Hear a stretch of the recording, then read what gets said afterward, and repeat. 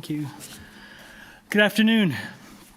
In accordance with sections 45 and 53 of the Planning Act 1990 as amended, this meeting of the Committee of Adjustment of the City of Toronto is called to order.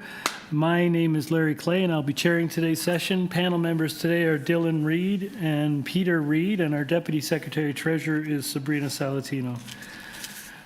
We acknowledge that the land we are meeting on is a traditional territory to many nations, including the Mississaugas of the Credit, the Anishinaabe, the Chippewa, the Haudenosaunee, and the Wendat peoples, and is now home to many diverse First Nations, Inuit, and Métis people. We also acknowledge that Toronto is covered by Treaty 13 with the Mississaugas of the Credit. Committee of Adjustment public hearings are now conducted in a hybrid in-person and virtual format. Some applicants and participants will be making their submissions in person, and others will participate virtually by electronic means through WebEx. The meetings are also streamed on Toronto City Planning YouTube channel, and anyone wishing to view the hearing may watch on YouTube. Those who want to participate virtually and have registered in advance will be connecting with their computer or telephone and have the option of participating via video or audio only. When your item is called, you'll be unmuted by the moderator. For both in-person and virtual participants, Committee of Adjustment staff will share presentations submitted in accordance with the written submission deadline. People attending in person today who want to receive a copy of the decision of the committee on an application must fill out a decision request card, and those participating virtually need to submit a written request for a decision by email. If you do not agree with the decision of the committee, you may be able to appeal the decision of to the Toronto Local Appeal Body, or in some limited circumstances to the Ontario Land Tribunal. However, the provincial government amended the Planning Act and generally removed rights of third parties to appeal Committee of Adjustment decisions. Only the applicant, the Minister of Municipal Affairs and Housing, specified persons and public bodies are permitted to appeal decisions of the committee. Appeal instructions are set out at the bottom of the decision.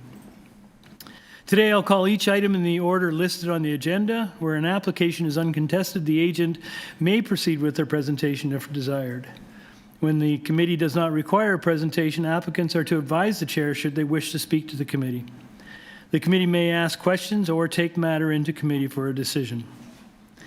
Each speaker, including the applicant, will be given a maximum of 5 minutes to address the committee, and I'll comment when you're reaching the 5-minute mark. Any presentation or other materials you wish to submit to committee must have been emailed in advance of the hearing. Staff and committee members cannot accept new materials at the hearing. When addressing the committee, please clearly state your name and address, and remember to confine your remarks to those matters raised in the application. The applicant or agent will proceed first and will make a presentation to the committee on the application. Then individuals either in support or opposed to the application will be invited to speak. Generally, we call on speakers in the hearing room first, and then those participating through WebEx. Committee members may ask questions of each speaker after they finish their presentation, and when all speakers are finished, the applicant has an opportunity to rebut only those issues that were raised by the speakers. This will mark the end of the discussion, and the application will be taken into committee for a decision. Madam Deputy Secretary Treasurer, first of all, any declarations of interest in the afternoon? None? Madam Deputy Secretary Treasurer, are there any files to be closed this afternoon? Through you, Mr. Chair, I see no files that need to be closed this afternoon. And do we have any deferral requests this afternoon? Through you, Mr. Chair, yes, we do have one file, item number 22, municipal address 585 Concord Avenue, file number A0059/25TEY. We can probably deal with this item at this time. Okay, thank you. 585 Concord Ave. This is an application to convert the existing 3-story detached dwelling into 4 residential dwelling units by constructing a rear 3-story addition with a ground level deck. Also to construct a new 2-story laneway suite in the rear yard abutting the laneway. There will be a total of 5 residential dwelling units on this lot, 4 in the main dwelling and 1 in the laneway suite. Committee has before it a copy plan of survey, site plan, floor plans, and elevation, 6 photographs of the subject property, a deferral request from the agent, staff report from Urban Forestry, 4 signature petition in support from owners occupants on Concord Avenue, and a 20 signature petition in opposition signed by owners occupants of Concord, Ossington, and Rushholme Park Crescent. Through you, Mr. Chair, we do have the agent online, no registered speakers for this item. Okay. Good afternoon. Hi, good afternoon, Mr. Chair. Am I audible? Name and address, please. Hi, my name is Anandu. I'm from CM Designers and Engineers. The address is 537 Danforth Road, Scarborough. Great, thank you. You're seeking a deferral? Yes, Mr. Chair, we are seeking a deferral. So the neighbors has some concerns and the client requires some extra time so that he can address those concerns. So that way we would like to defer at this time. Okay, that sounds good. Thank you very much. Panel, do you have a motion, Peter? Thanks, Chair. I move to defer the item to allow time for the applicant to consult with the neighborhoods. Okay. Seconded by Dylan. All in favor? You have your deferral. Thank you. Thank you, Mr. Chair. Okay, we proceed then with item number 18. 327 Robina Avenue. This is an application to construct a new two-story detached dwelling with a covered front porch, an integral garage, a front second-story balcony, a rear first-level deck with stairs, and a rear basement walkout. The committee has before a copy of the minutes from the January 29th public hearing, a copy of plan of survey, site plan, floor plans, and elevations, and there's a staff report from Urban Forestry. Through you, Mr. Chair, we do have the agent online as well as one registered speaker in support. Okay, good afternoon. Good afternoon, Mr. Chairman. It's Mario Silva, the agent for the application. The address is 100 Uxbridge Avenue, Toronto. Okay, maybe just a short, very short overview, sir. Certainly. So the proposed is a detached two-story single-family dwelling with an integral garage to replace the existing bungalow. There was the deferral from January 19 this year to revise the design for which the building depth and FSI were reduced. So I'm seeking 8.6 variance, mainly side yard setbacks, density, and soft landscaping at the front. For the density, the request is 1.29 instead of 0.8. This includes the basement area. Without the basement area, the FSI is 0.92, which I would consider minor. For the setback, we are proposing 0.6 on the north and 0.9 on the south instead of 1.2. The north neighbor of 329 Robina also has 0.6 side yard setback, recently approved March 2nd, 2022. There is also a right-of-way on both sides of the north lot line. So these are the variances as presented. The variance requests do not negatively impact the neighborhood. These are minor variances, which maintain the general intent and purpose of the zoning bylaw. In my opinion, the funds are appropriate and desirable, and I welcome any questions. Great, thank you very much. Panel, any questions on this one? Dylan? Were there any changes to the variances from the previously deferred application? Yes, there was. The density was reduced to from actually the building length used to be 17 meters. We reduced that to 16 meters. And that's the only change? That was the only change. The other change was the interior. Okay, thank you very much. We raised the ground floor. Right. Okay. Anyone else? Peter? Good? All right. Thank you very much. We have someone who wants to speak in support?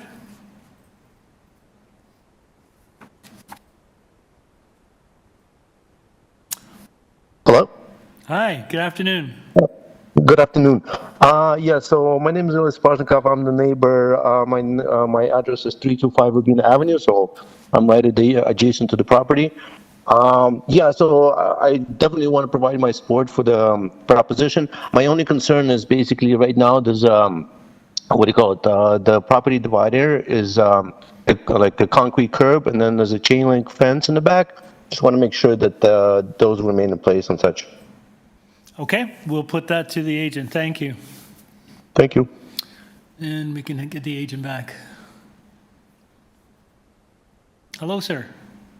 Yes, I do not have an issue with the neighbor's request. I'm sorry, did anyone catch that? I'm sorry, could you just repeat that, please? He was just wondering about the fence in the rear yard. Well, okay, we can maintain the fence at the rear as per neighbor's satisfaction. Okay, sounds good. All right, panel, let's take this into committee. Dylan? Sure, I'm happy to propose that we approve this motion. It's minor and the neighbor seems to be happy with it. And with forestry condition number 3. Right, okay, motion by Mr. Reed to approve forestry condition 3, seconded by Peter. All in favor? You have your approval, sir, thank you. Excuse me. Item number 19. This is 501 Arlington Avenue. This is an application to alter the existing two-story building, the Leo Beck Day School, by constructing a front accessible ramp, a side two-story addition with a green roof, a rear basement walkout, rear one-story addition, and outdoor amenity areas. Committee has before it a copy of the minutes of the January 29th hearing, copy of plan of survey, site plan, floor plans, and elevations, digital renderings of the proposed build. There is staff reports from Urban Forestry and TRCA. There is correspondence and support from Mr. Glickman, no address provided, 14 form letters in support. Owners occupants of Chiltern Hill Road, Claxton Boulevard, Cuthbert Crescent, Dewborn Ave, Glen Cedar Road, Laurel Crest Avenue, Old Forest Hill Road, Pinewood Avenue, Rushton Road, Tyrrell Avenue, and Winnett Avenue. There's correspondence in opposition from 515, 512, 486, and 509 Arlington Avenue. Through you, Mr. Chair, we do have the agent and owner here in person. We also have a number of registered speakers here in person as well as online. There's Okay, about great. 8 in total. Good afternoon. Good afternoon. Names and addresses, please. Agent, my name's Craig Goodman, CSNP Architects, 2345 Yonge Street. Thank you, sir. I'm the owner, Eric Peterseal, the head of school. The school is at 501 Arlington Avenue. I also happen to live at 11 Windley Avenue. Okay, great, thanks very much. Sirs, we've got a number of people who want to speak on this item, so we'll need a presentation, please. Yeah, we have our 5-minute presentation available. Okay. And you're controlling the slides. If I'm going to ask you to advance to certain slides, if that's okay, by slide number. Thank you. We don't need all of them. So if we could start with slide 2, please. So the Leo Beck Day School, or LBDS, has been located on this site since 2011 when the school acquired the existing redundant TDS school, originally constructed in 1971. The school was closed due to declining enrollment in 2010 and thus rejuvenated by the LBDS. The LBDS is an independently funded elementary school with 650 students in grades JK through 8. It's the only Reformed Jewish day school and Canada's first Jewish International Baccalaureate World School. The school draws students from a broad area of the GTA, but 60% of the students are from a 2K radius with various modes of transportation access. Go to slide 4, please. The Cedar Vale neighborhood site is ideal for a learning center for elementary age students. Directly east of the school is Cedar Vale Park, which is a protected public ravine and activity area. To the site's north is Durham Avenue, with its eastern end offering access to the Park Path network. Durham Avenue is lined with 2-, 3-, and 4-story residential buildings on its north side. Cedar Vale Park is also the adjacent property at the school's southern border, along with the Phil White Arena. This site has a driveway to provide access to school loading zone. The school site faces Arlington Avenue on its western side as the primary entrance, with the parkette across the street. Well, go to the next slide, please. Well, the Leo Beck Day School has been able to utilize this existing 1971 school facility. It requires updates to meet new educational and community needs. Next one, please. After examining various options, the proposed new 2-story north end addition, note that north is to the left on this drawing, was the most suitable to solve this programming item. Some of the recent comments of opposition question the location of the addition and request it be considered on the south end. This is not advisable, as the south zone is within the ravine and natural features protected areas and would contravene the city official plan. The addition will house an improved art class, space for STEM activities, expanding dining, a modernized library, as well as a new wellness area dedicated to student mental health. The proposal also includes improvements for accessibility, including a new elevator and accessible washrooms. The additional space will not expand the current student occupancy, so built form improvements will not modify traffic or parking needs. Upon the submission of our zoning review, the following bylaw variances were identified. Some variances pre-exist as the existing building was built prior to current zoning. The first one would be the minimum rear yard depth required is 9 meters, and we are proposing 0.12 meters, primarily because this is an existing condition. The existing stairwell enclosures are that close to the property line, and the new elevator enclosure will be built in a similar manner within the same zone. The primary building face on that side is about 5.1 meters from the property line. Item 2 would be the minimum side yard setback on the north side required is 4.5 meters, where our proposal is 3.45 meters. This setback requirement is defined in 2 bylaws, one older one that also suggests a setback of 15.24 meters. This setback has been reviewed carefully with the city planning team, and adjustments were made based on comments from urban forestry to allow for appropriate new tree placement.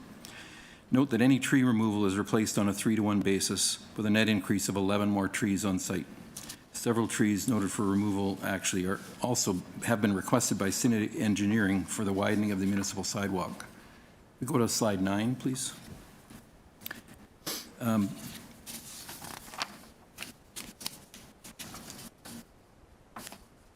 Sorry. The third one is the maximum allowable floor space index, which is 0.8, where we're proposing 1.716, and this is really based on the fact that the existing building is already at 1.5. This doesn't represent any change in building height, so the existing low scale of the neighborhood is maintained. Image 18, please.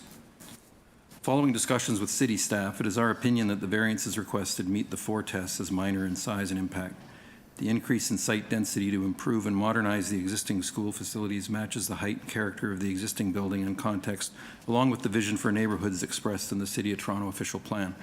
The existing site is adjacent to a community recreation center of similar scale, and both sites sit primarily within parklands that provide ample open space. The pedestrian connection along Durham Avenue to Cedarvale Park is improved with articulated paving, seating, lighting, and accessibility. Defined markings will be added to the pedestrian link across Durham Avenue to enhance pedestrian safety. Next image, please. I think could we go to 19, please? Should be perspective views. Thank you. Other site improvements will increase pedestrian site safety at the rear or park side of the school with added definition for vehicle movements and a defined walkway using permeable pavers and bollards. That's our presentation. Great, thank you very much. Anything burning, guys, before we hear from the speakers? Okay, why don't we go to our first speaker? Through you, Mr. Chair, there are some people here in person, so I'd ask that you'd come up to the podium one by one. If you guys want to take into the back, Yep. please. No problem. Thank you. One by one, whoever wants to come up first.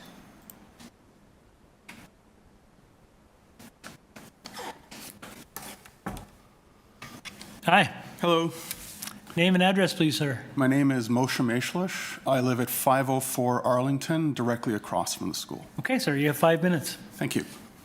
So thank you for the opportunity to speak with you today about my strong opposition and concerns regarding the proposed expansion of the Leo Beck School located directly across from my home at 504 Arlington.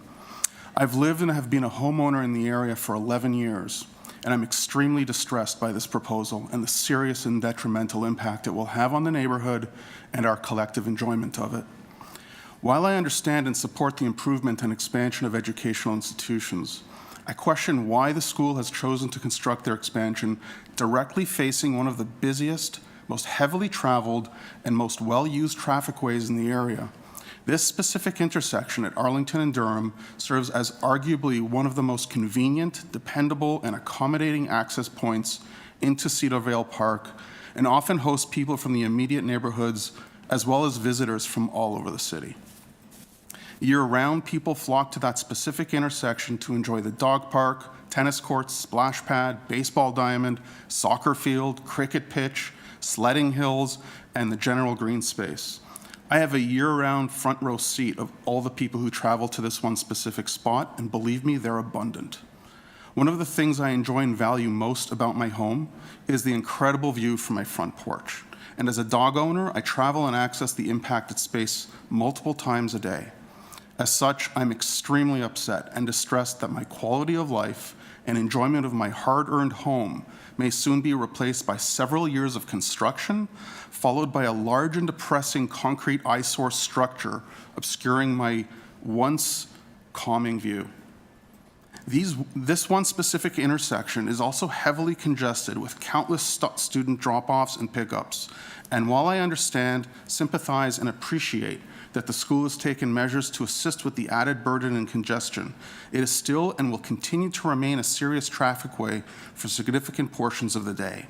For years, this has impeded and impacted the quality of life of the residents of the area, and I can only imagine how a serious construction project at that specific intersection will exacerbate an already complex and volatile situation. I understand that the school explored options to build a proposed addition on the opposite south side of the property, where there would be minimal disruption to the character and relative peacefulness of the community. Instead, they're choosing the currently proposed northern side of the school. While I understand cost-saving measures and one-time financial benefits of a private school should not become the permanent burden of the residents, neighborhood, and the community surrounding it. Does anyone understand the true impact this proposal will have? Not just during construction, but well beyond that.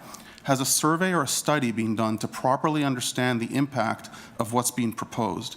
I haven't seen any data regarding pedestrian and vehicle use or how several years of construction will affect the area. Does the city have this data? If not, who does, and where can we find it? Prior to today's hearing, I was told that the expansion of the school as currently proposed is a, quote, done deal. And these hearings are merely a, quote, formality to appease the neighborhood and community. I would ask the members of the committee to prioritize the opinions and concerns of residents of the direct surrounding community over those that live outside of it. It is easy to support something when it doesn't affect you, but much harder for those of us who must bear the constant burden and be forced to deal with the long-term and permanent consequences. Regardless of the size of the school, they are but one member of a far larger community and should be afforded the exact same individual consideration as any other household in it. In regards to the existing variances imposed in 2011, surely there existed fair and important justifications for these restrictions that were relevant then and continue to be relevant today. We should also consider the rules regarding the killing and removal of several mature and healthy trees that have existed in the neighborhood for decades, a rule all residents of the area are bound to, regardless of property size and status.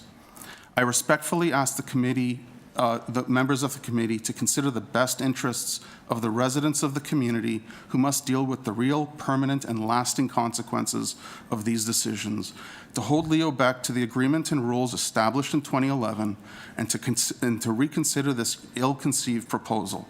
Instead, I urge the committee to recommend and approve alternative renovation and expansion proposals that do not have a detrimental impact to the environment, safety, tranquility, and character of the neighborhood, and enjoyment of the surrounding community. I appreciate very much your attention and consideration on this matter, and thank you for your time to voice. Thank you, sir. So you live right at the corner of Arlington and Durham? Correct.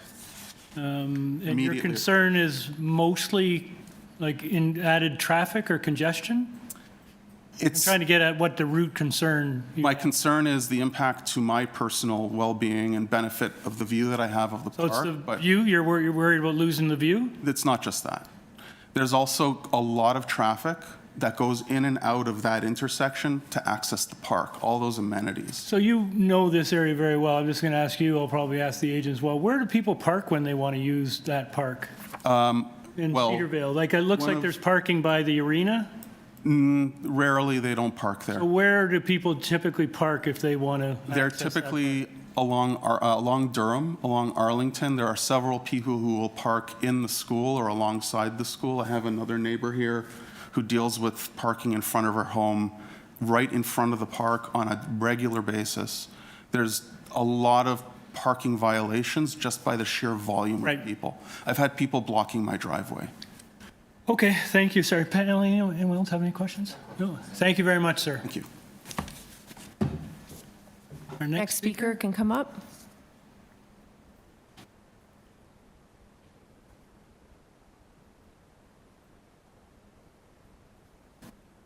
Hi, good afternoon. Hi, good afternoon. My name is Eddie Gatt, and I live on 8 Durham Avenue along with my wife and 2 kids. This is across the street from the north end of the Leo Beck Private School. We submitted a letter undersigned by 11 households in the neighborhood in opposition of the proposal. And today I'll speak to most of those points from a personal perspective. We moved into our house in 2002, back when 501 Arlington was a public school. It was Arlington Middle School. When it was announced that the public school would be closing down in 2011, the Leo Beck School got the opportunity of a lifetime to move into a large, ready-built school next to a beautiful park in a quiet, midtown neighborhood. When the government agreed to sell the property, it came with the understanding that the new owners would be respectful of the neighborhood, the neighbors, and the environment, and would adhere to the city regulations that were in place to protect those things. Leo Beck acquired the property, and today they're asking to bypass those regulations. One in particular that I want to address is the bylaw that states, "No part of any building above grade shall be closer than 50 feet to the southerly limit of Durham Avenue." Leo Beck is proposing to expand to within a mere 11 feet of Durham.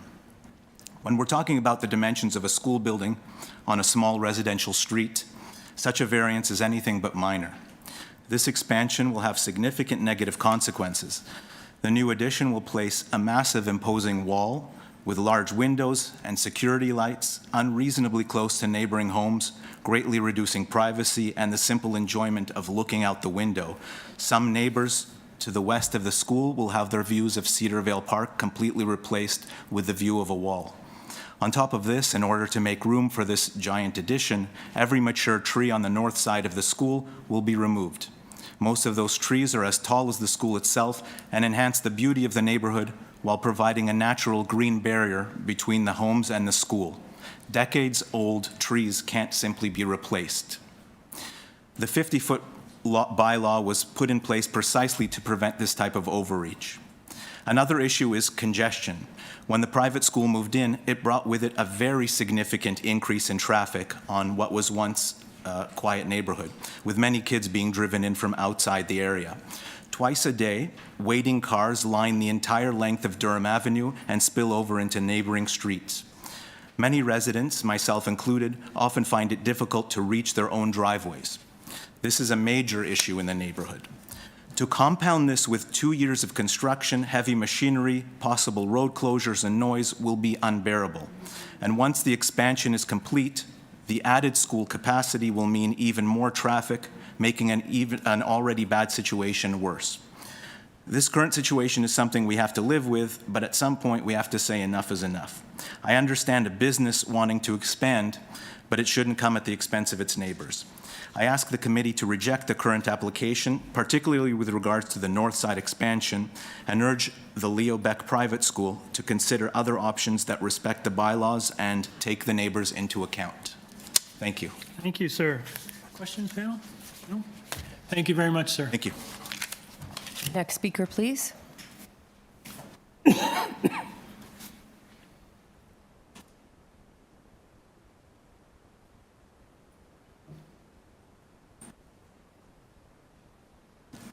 Hi, good afternoon. Good afternoon. I have an image which I didn't submit. I have it here. We're not allowed to accept it, I'm sorry. All right. Name and address, please, ma'am. Okay. Good afternoon. The timer hasn't been reset. Good Okay. afternoon. My name is Laura Michaels. You have 5 minutes. Okay. I live at 2A Durham Avenue, directly across the street from the Leo Beck Day School. As a point of context for myself, I attended the Leo Beck Day School for 10 years as a student. My niece and nephew, whom I love very much, currently attend the Leo Baeck Day School. I also briefly worked at Leo Baeck as an occasional teacher.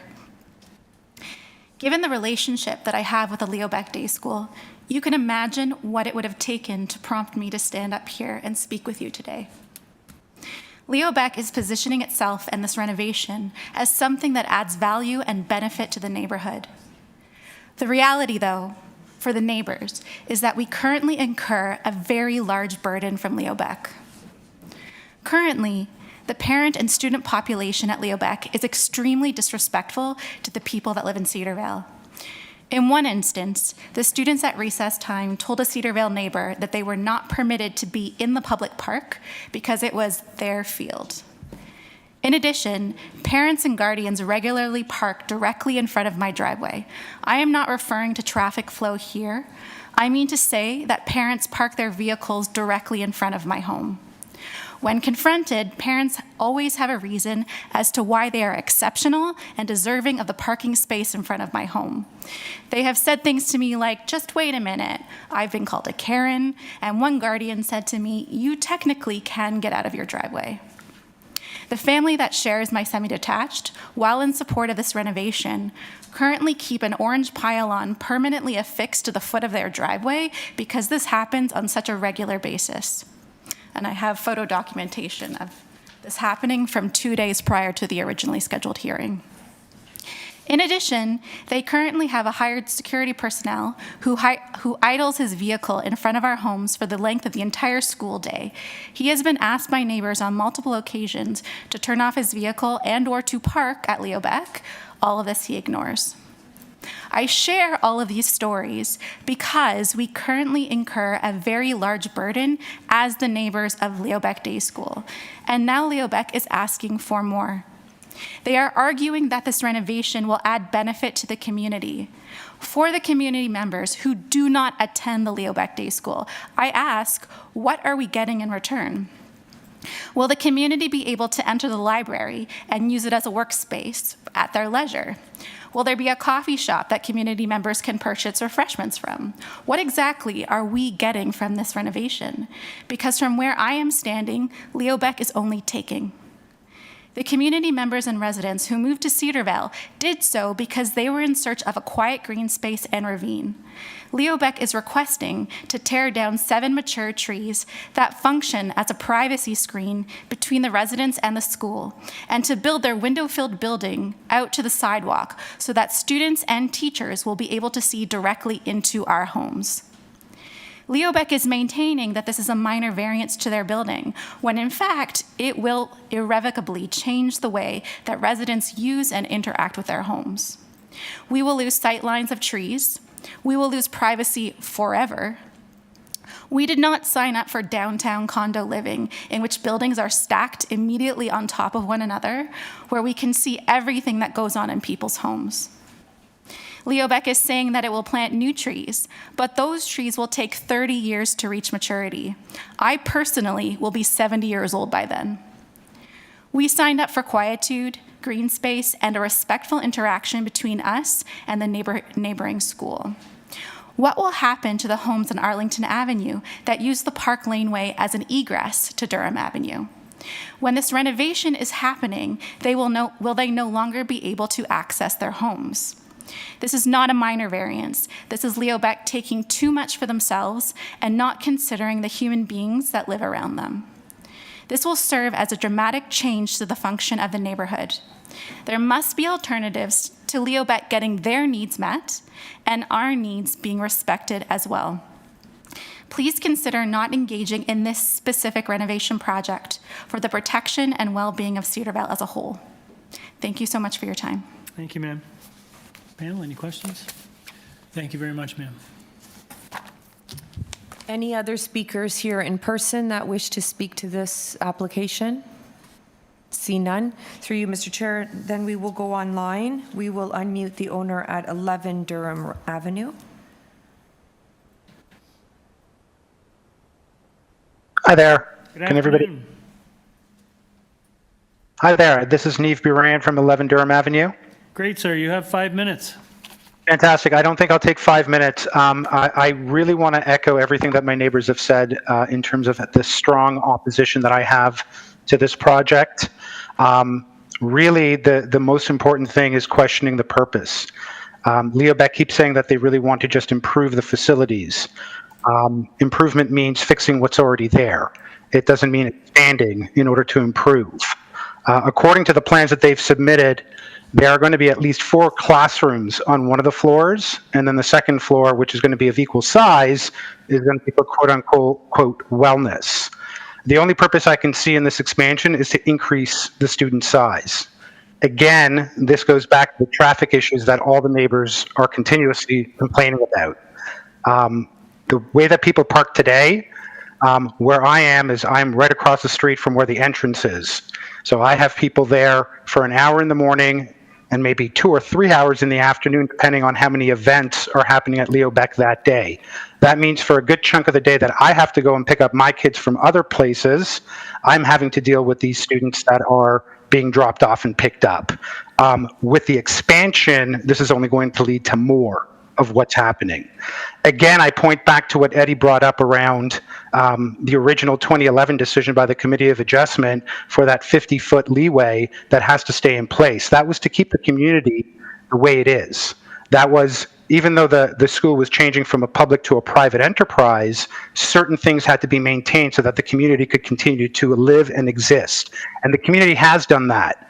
In addition to the construction that's going to be happening at Leo Beck, there's constant construction going on in our neighborhood, which is also affecting the traffic flow. In fact, the neighbor right on the other side of my house is planning to do construction starting in the next couple of months that will take the next couple of years, meaning at some point, if this is approved, I'm going to have constructions happening on both sides of my house, while we still have all the students that are coming and going from Leo Beck, again, 2, 3, 4 times a day. So for me as the neighbor, this project could not be worse than it actually is. It's going to create such a mess for the entire community that I don't see it being plausible and improving anybody's life, including the students who are going to have to deal with this for the next couple of years as they're coming and going from school. Again, they mentioned that a majority of the students come from a local neighborhood. Even within that local neighborhood, we have more than half the student population that is being driven in daily and picked up daily. So that this expansion is just going to increase that as well. This is not serving the community that is close to them. Everybody who sent in a letter of support is more than half a kilometer away. Everybody who is now speaking with you lives right around the school and suffers on a daily basis. And we see what's happening and what's going on, and we just know that this project is just going to ruin the community as a whole.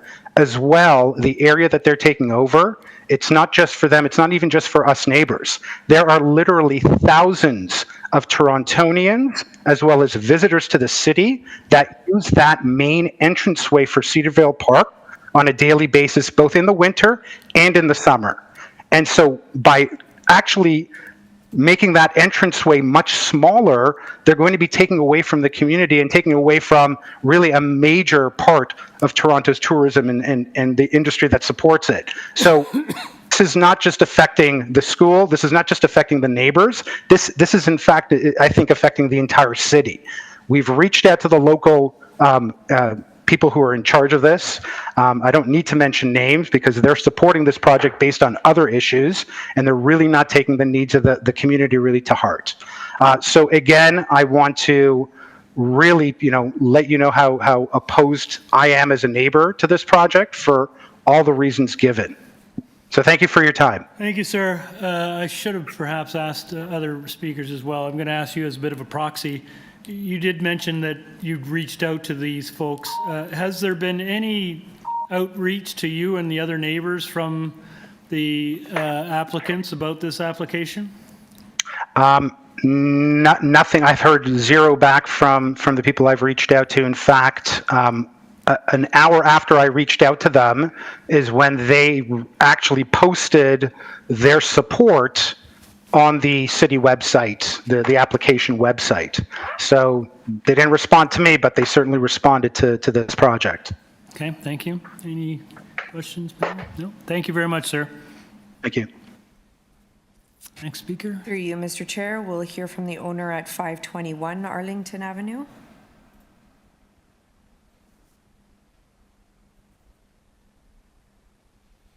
Good afternoon. Mr. Treston. Through you, Mr. Chair, he's now offline. He was online earlier. Okay, we'll skip to the next one.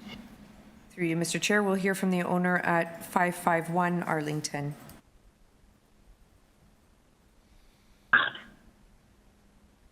Hello, my name is Chris Chopik. Hi, your address. Can you hear me? Yep, we can. Your address? My address is 551 Arlington Avenue. Okay, you have 5 minutes, sir. Thank you. So I've lived at 551 Arlington Avenue for 26 years.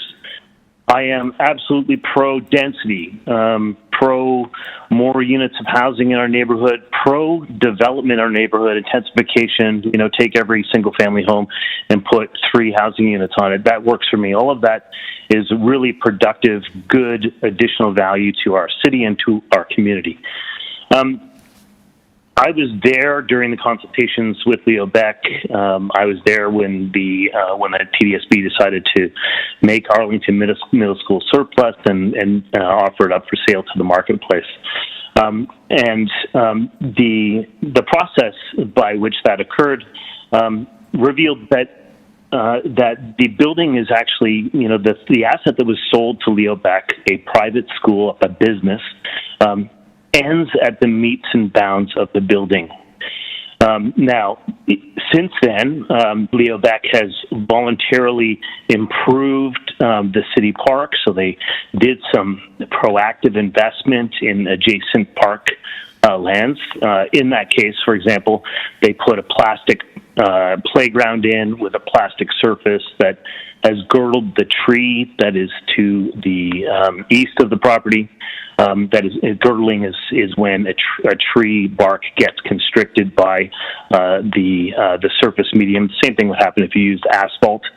An alternative was proposed to them to use a city-approved vendor that does green, permeable, eco playgrounds, and Leo Beck didn't like that idea.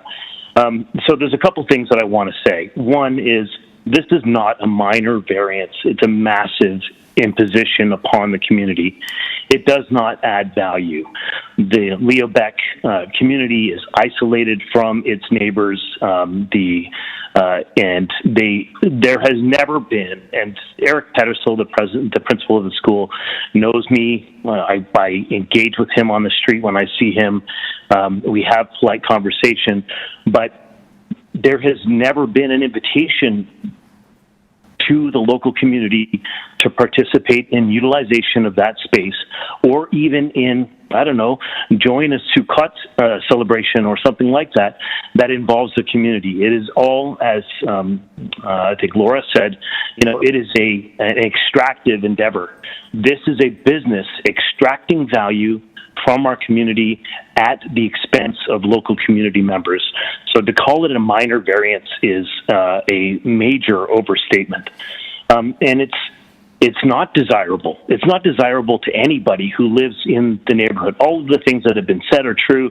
The traffic's a nightmare. The people are often irreverent or rude or dismissive.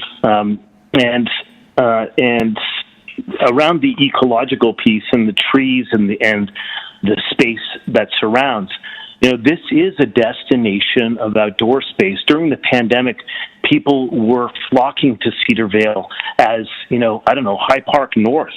Really, this is a very large ecological, permeable green space. To impose an extension to an already brutalist building and to impose it more acutely upon the neighborhood, it doesn't add value. It detracts value. I am also a 20-year real estate practitioner, and I can say that most of the people that have spoken already will see an acute devaluation of their actual property. That affects, the the tax revenues that the city gets from all those properties as well. All of these things culminate in a say no answer. Why Leo Beck couldn't decide to go up and intensify the site rather than expand into green space that has incredible value of use, natural assets, stormwater management characteristics that benefit everybody in the community is astounding to me, and it demonstrates to me a kind of irreverence to neighborhood, which is reflected in every way that this school interacts with the community. I do want to say my name is Chris, and I was born Christian. I'm married to a Jewish woman. My children are Jewish. This is not an anti-Jewish statement, and this is just me saying lots of kinds of development are terrific, and we want lots of that in our neighborhood. We want more great neighbors in our neighborhood. Leo Beck is not a great neighbor. Thank you, sir. Dylan? Yeah, you said that you were you took part, or you were aware of when the original process went through and the original variances went through. I'm really curious, do you know anything about the origin of the specific bylaw about no building being any closer to the southern limit of Durham Avenue than 50 feet? It seems a very specific. I was just wondering if when you went through that process in 2011, if there was any information about where that came from and what the purpose of that was. I don't know specifically, but I do know that, and I did speak. I was at every single meeting, not just at one. I didn't spectate; I participated. But I think that that's related to the building was sold to Leo Beck, not the grounds. Now they've laid claim to the grounds. They've laid claim to what used to be part of Cedarvale Park, and it's actually owned by the city. All the grounds surrounding, and they've made adjustments. So I have a feeling that 50-meter setback was set in the subsequent negotiations around those things, but I can't be certain for sure. Okay. What I will say is that to the question of parking, at 3:30 in the past, when Arlington Middle School was finished with its teaching, and all summer long, there would be no issue at all with utilizing the parking lot which is currently gated by Leo Beck. And so, that just is an expression of the exacerbation of problematic community membership that has been expressed in the attitude and actions of the school, which probably are a reason that we're sitting here being resistant to this happening. Eric knows my email and my phone number. He could have called and said, "Hey, Chris, you want to bring some neighbors to have a conversation about this?" That olive branch was not offered, and in fact, I was surprised when another neighbor said to me, "Did you hear about what's happening at Leo Beck?" And I'm appalled at this proposal and that we're even considering doing it. Okay, thank you. Our next speaker. Through you, Mr. Chair, we did have someone registered from 540 Arlington Avenue. We've made multiple attempts, have not been able to reach them. So we will now hear from 525 Arlington, and this will be our last speaker. Hello. Hi, 524. Hi. Hi, my name is Veronica Limas. My address, 524 Arlington. Okay, ma'am, you have 5 minutes. Thank you. I am here to speak to formally express my strong opposition to the proposed expansion of Leo Beck Private School as a resident on Arlington Avenue. My husband has multiple sclerosis and is not mobile, requiring daily visits from personal support workers. The current parking and congestion issues around the school already makes it difficult for his PSWs to find parking and for me to return home on time to care for him. The expansion will only make these challenges worse. I urge you to visit our neighborhood between 2:45 and 4 p.m. on any school day. During this time, traffic comes to a standstill as parents park on both sides of the street, causing severe congestion and delays of up to 40 minutes.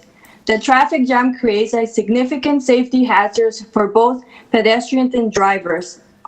Additionally, residents routinely struggle to access their own home. Cars frequently block driveways and in some cases park in private driveways without permission. These situations have led to escalating tension among residents and unnecessarily stress.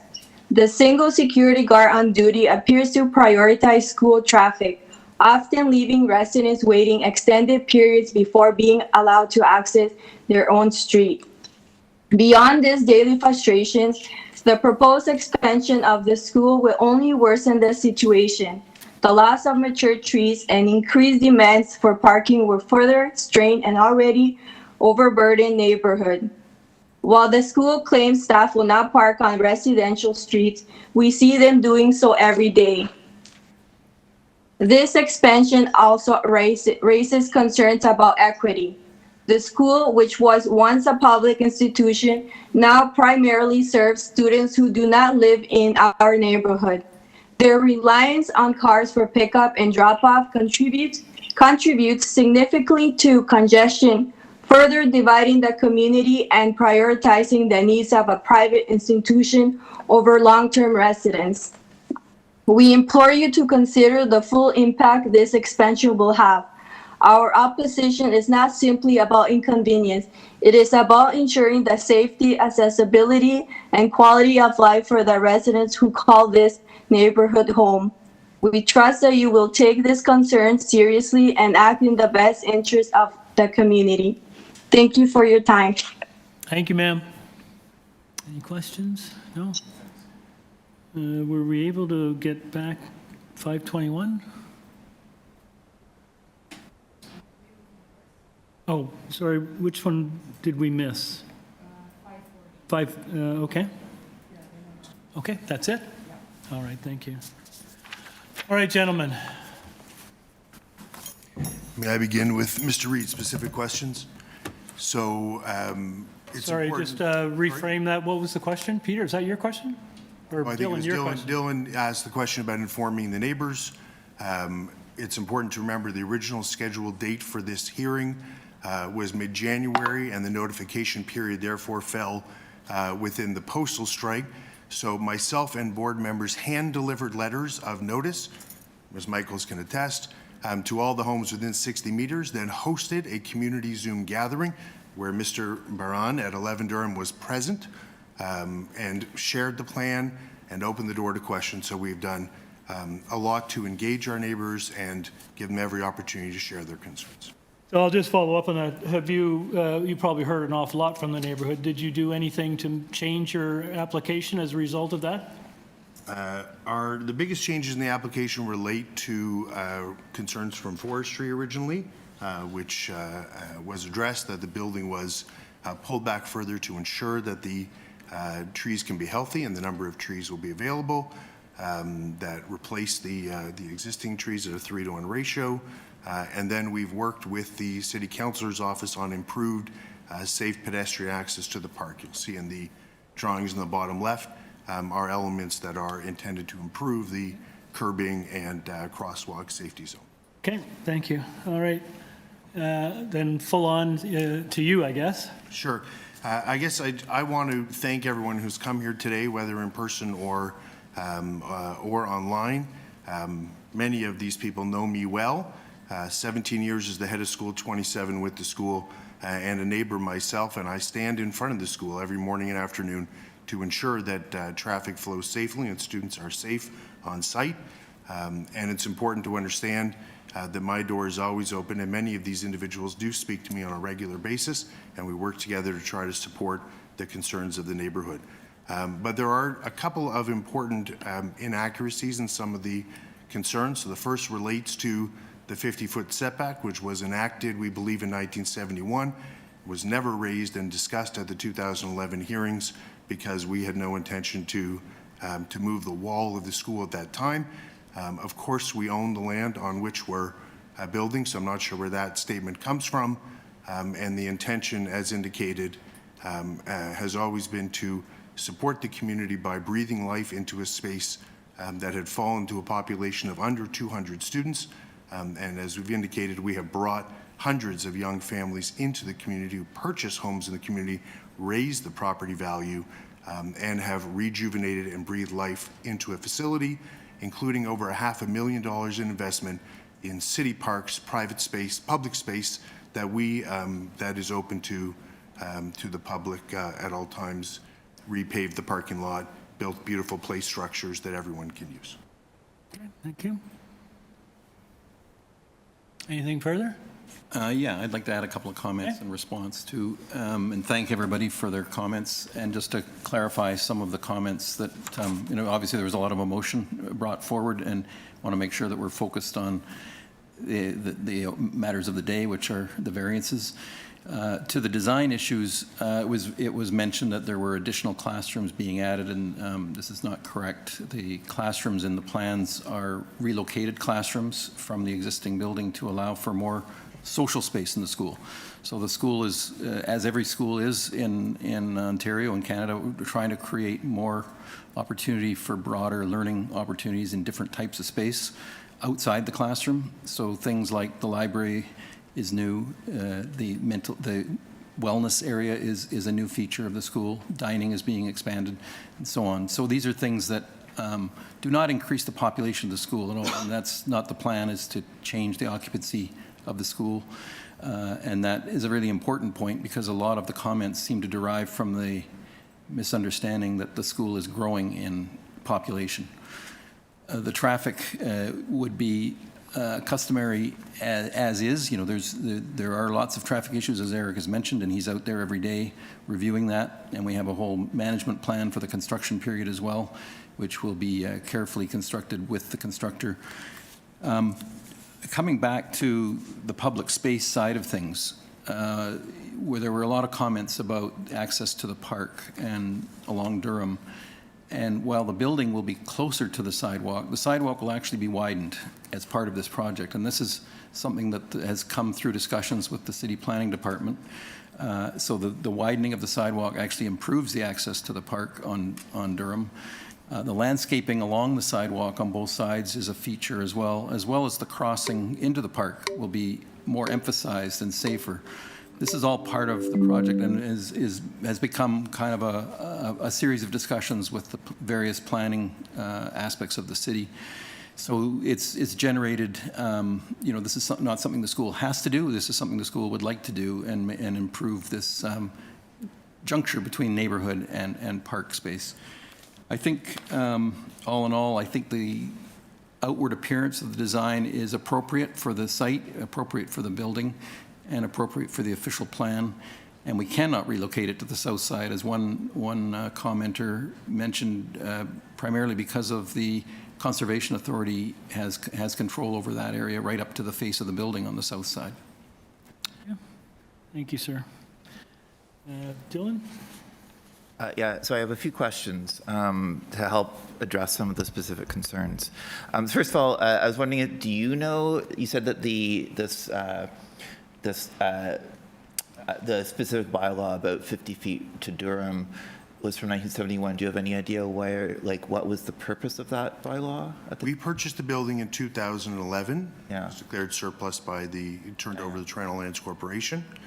At the time, the bylaw exception read that the building could be used, and this is, we assume, in place from its 1971 construction, as a public school with a 50-foot setback. We didn't address, at the Committee of Adjustment hearing in 2011, we didn't address the 50-foot question because at the time we weren't planning to build. All we did was ask that the phrase public school be changed to public or private school. So we have no idea what the origin of that was. Okay, thanks. I just wanted to clarify that. Mm-hmm. So, second question, there's been a lot of concern about the trees. You're talking about replacing them to the 3-to-1. We didn't get anything from forestry other than the ravines saying that it was fine, but that's the trees that we're discussing aren't part of the ravine. It's in there. The forestry recommendation is in there. So I was wondering if would you be able to just specify where the replacement trees will be going? Could we maybe see the plan? Yeah, it's one of the drawings. If we could go back to the, it's around the 4th or 5th slide, I think. There's a there. It's pretty close. Oh, there it is. That's the actual. That's the planting plan, and the ones with the bright red circles are the ones that are being removed at city request along Durham sidewalk, and they will be replanted as part of this project. And that is to allow for the sidewalk widening. But within that drawing, which I can't really see very well from here, but it very clearly articulates this, through symbols, what is new and what is existing and what is removed and being replaced. So there is a net total of 11 new trees beyond what currently exists. So the red ones are being removed. Yeah. Can we, does it indicate here where the new ones are going in? Yeah, anything that's like a pure circle is a new tree. Anything that's got sort of a jaggedy round edge would be existing. So the new, are the yellow ones are the new trees? No, there's a little legend at the bottom that'll help explain it. Yellow is being removed as well. So I don't think this is showing the new trees. Can we show the other? Back one slide. That goes where the new trees. There. So this is the new trees, right? There's the new planting plan. I see, okay. They're colored in, yeah. Right. So they're surrounding the addition on all three sides. Right. So on all three sides, so along the street, okay, thank you. I think that's important for people to see. So the next question relates to this. There are people across the street were concerned about overlook. There'll be a ton of students with large windows looking over the thing, which is, more than I think you would normally expect in a neighborhood. I'm just wondering what your plans are to kind of mitigate that overlook effect on the people across the street. Right, there is an elevation drawing in the package, which, or even some of those rendered views probably could help. Around slide 18 or 19, I think would give you some feeling of the exterior from on the Durham side. And, the building is slightly raised above the street, so there's kind of a bermed, planted condition between the sidewalk and the building. The building will be very carefully fenestrated for the uses inside. And there's a screen of trees, actually 2 rows of trees, one on either side of the sidewalk, which will actually improve the density of trees compared to what is now. Some of the trees that are there now, while they're older, they're also, according to the Arborist report, are not in great condition. Right. And how, when you first plant these trees, will they already be reaching to the second story a little bit, or not the second? To the lower part of the second story, yes. Yeah. Yeah. Okay. So they'll be relatively advanced. Typically, a new planted tree would be about 15, 16 feet high. Right. Okay. Thank you. Last question. So, obviously, most of the discussion has been about transportation. We recognize that this. There'll be some construction issues, but in the long term, you're keeping the same number of students. But I did notice that in 2011, one of the conditions of approval was a transportation demand management plan.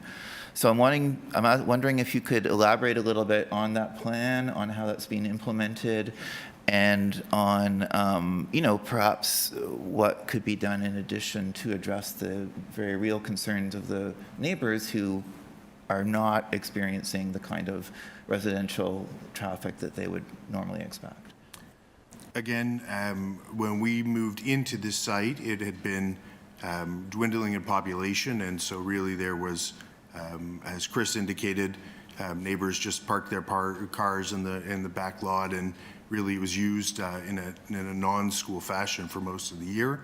We recognized that we were bringing significant car traffic to the site, and the school has grown dramatically in that time. So the main element of the traffic management plan was staggered admission and dismissal. And so now the school is open, even though it begins at 8:30 a.m.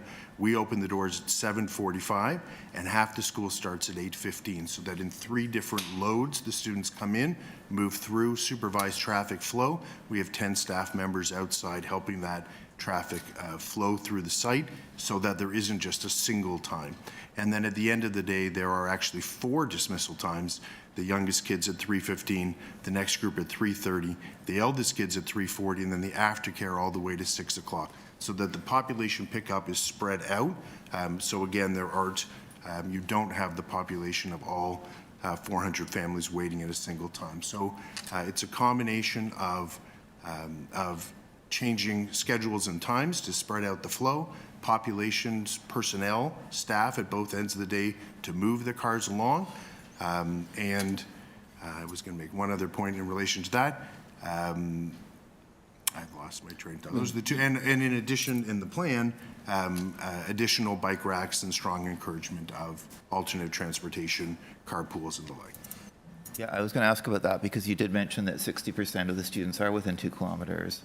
It sounds like still some of those people are driving, so I was wondering if, what you're doing to encourage active transportation as opposed to driving for those people who live close. Correct. So we strongly encourage carpooling. We often supervise students to walk across the park to park at the other side and drop kids. And then we're increasing. We have probably the equivalent of about 3 big bike racks, and we're essentially going to double that to try to ensure and encourage that those who live close in good weather have the ability to. Do you have any programs like a walking school bus or anything like that you're encouraging working with the parents to develop? We have tried in the past. It hasn't been quite as popular, but certainly we have walking days where we have specific days where we encourage no traffic days to school and other elements. And then it's important to understand that because of the limited parking space on city streets, we actually pay the Parks Department to rent parking spaces at the Phil White Arena next door so that staff members don't block traffic and stop on city streets, that they park in the arena. Thank you. Just a further note to that, this project does require a site plan approval process as well, and it will adhere to the Toronto Green Standard as well as part of that process as it moves its way through those approvals.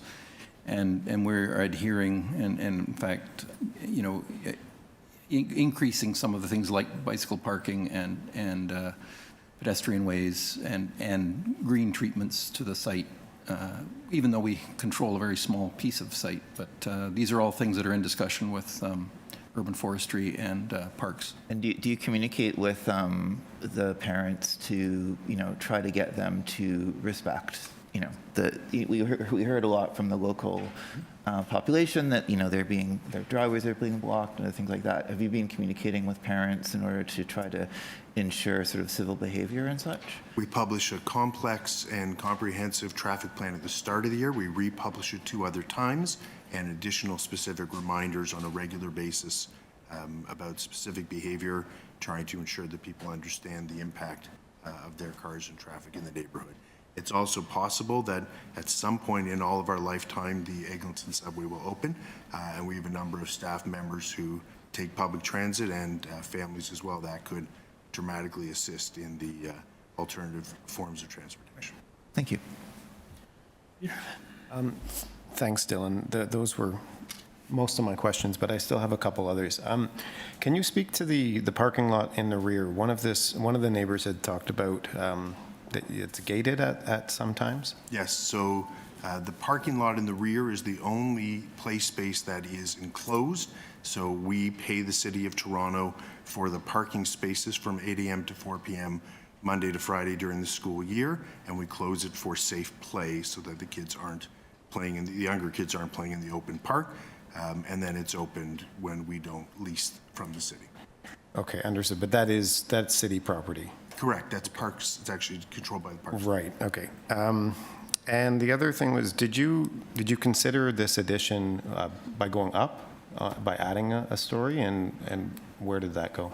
We have very complex. The existing building is not designed to suit upward. We would have to essentially demolish the existing building to do this. There's so much structural modification required. So it's not a simple event that you just add onto the roof while the school is operating. It would mean, dislocating students for many years while that process went underway. And it's very, very expensive, of course, to do it that way. Okay, thanks. Okay, both those guys have asked almost all the questions that I had as well, so that's good. We're all treading over the same ground. I did want to circle back on a couple of things. And the residents, I think, have some legitimate concerns that they've raised. And it sounds like your door's always open and all that sort of stuff, but it doesn't sound like those issues are getting properly resolved. So right now, your drop-off zone is is on Arlington. So I just want to get a visual. It looks like Not there's an exact- indent not in the exactly curb correct. cut. That's half the drop-off zone. Part of the original traffic management plan was to divide the population. So we opened the rear parking lot and staff are there. So anyone who wants to exit to the north drives down Durham and around the parking lot. The kids are exited safely. They can depart to the north. Half the population turns south, uses the pass-by on Arlington, pulls over. Their kids are supervised and they pull south. Right, so there is supervision. You said you're often out there yourself. I am a little bit sympathetic to the people on Durham, quite frankly. You know, I can see how sometimes their access to their driveway would get blocked, and I can see how, you know, a parent would see that as a bit of a shortcut for dropping off Johnny into the school right there as opposed to everything else. I understand. One of the deputants noted that there was a security guard in a van sitting out there all day. So is this patrolled? Do you have a security that somehow manages the exterior to your facility? So we have significant security that is part of our facility infrastructure due to threats against the Jewish community. We pay for private security guards. That's not who they're relating to. Those folks are the ones who help us with the traffic flow and the entry and exit of the building. I believe the person that's being referred to is a private security guard hired by a family separately in the school. So that's not related. We have no engagement with that company or that individual. I wasn't aware that they were parking and sitting in their car, but. Yeah, which is like, you know, I can, as a resident of Toronto, I think I'd be a little bit concerned about that as well. It's a difficult balance. The security threats, I don't know if you read in the news that we had a large arson fire on July 30th, caused over $2 million in damage at our school. So there have been a number of additional measures. We're currently paying an off-duty police officer and cruiser to sit in front of the school all day as well. So there are a number of additional security personnel, but the one that is being described is not employed by the school. Okay. But you said some of you do have personnel out there that are attempting to manage the traffic flows and illegal parking and that sort of thing. Do indeed. Okay. Is your facility active in the evenings as well? Do you have active programming in the Only evenings? by community members who rent the gym or the drama space. So the building is open to the outside community members on a rental basis. Oh, so anyone can rent? Yes. So, okay, got it. But it is potentially used in the evening. And where do those people park when they? At that point, they park in the rear. I thought that was locked off at 4 o'clock. No, it's closed from 8 a.m. to 4 p.m. when we lease it from the city, and at all other times it's open. Oh, it's open for people who want to access the park? That's correct. Okay. The other thing, I am intrigued by this Durham setback bylaw. I've been doing this for a while. It's pretty rare for us to see a specific bylaw that is specific to a street, which implies that it was a deliberate decision at one point to ensure that no structure would be within that 50-foot setback. So I'm not even sure I can ball up a question for you on that one, but it does strike me as being unusual. And if I was, you know, potentially a person that was buying on Durham and I was savvy to bylaws, I would look at the bylaw and say, well, geez, no one's ever going to build a building in front of me. So I don't know if you have an observation on that. I suspect that reflected a reality of over 50 years ago that was different. This was a public school facility for older students, and really our needs have changed dramatically by bringing in so many elementary school students and needing the kind of space to support them. Again, it was never raised in 2011 when we bought the building. It was never raised at the Committee of Adjustment. So I really have no historical background to that language. The fact that it's in feet means it kind of gives it a date. Say again? The fact that it's listed in feet and not meters, it kind of lists it as a. Yeah, it was pre-metric, I guess. It's a very old indication. Okay. All right, I don't have any other further questions. Dylan? Question, would you, I mean, honestly, most of the concerns were about traffic, which I recognize isn't really directly related to the specific variances we're discussing. But would you be willing to have a condition that you would develop a new transportation demand plan, you know, hire a specialist firm to develop a new transportation demand management plan? Because that really seems to be the primary pain point for the neighborhood. And clearly you are doing a lot, but maybe there's more that can be done, or maybe that would give the opportunity for the neighbors to propose ideas or to have more engagement. Again, I've always been open to creative ideas that will improve the situation. My primary concern is safety of the population. I was disappointed when the city repaved and added the bump outs that they took out the speed control humps, which I think was a mistake on Durham. I think that on Arlington, I think that all safety measures need to be in place. So we are absolutely willing to engage in a new plan. If, again, we've implemented everything that the 2011 plan suggested, other elements related to it were the city wasn't interested in. They talked about a drive-by down the hill at the southeast corner of the building, which is on conservation land, which the city is not interested in turning that into a roadway. Right. So it's unfortunate that the balance of road traffic and conservation ravine comes in conflict sometimes. But yes, we are open to consulting a plan as long as it doesn't delay our process and working with neighbors to consult on that. Thank you. It's a good point Dylan raises, though, right? That's, your plan's 15 years old, right? Correct. So things, I can tell you, as you know, things have changed in 15 years in terms of mobility and what parents do, and parents tend to be more helicopter these days. And also, it didn't take into account the steps we have taken and put into place to measure their effectiveness and whether there's ways to improve. Right. Again, my sympathy lies mostly with the Durham Street folks because they're going to be looking at a brand new two-story wall. Dylan's asked about the trees, and you've suggested there'll be new trees put in there. If a 15-foot tree, quite frankly, will take a long time to grow.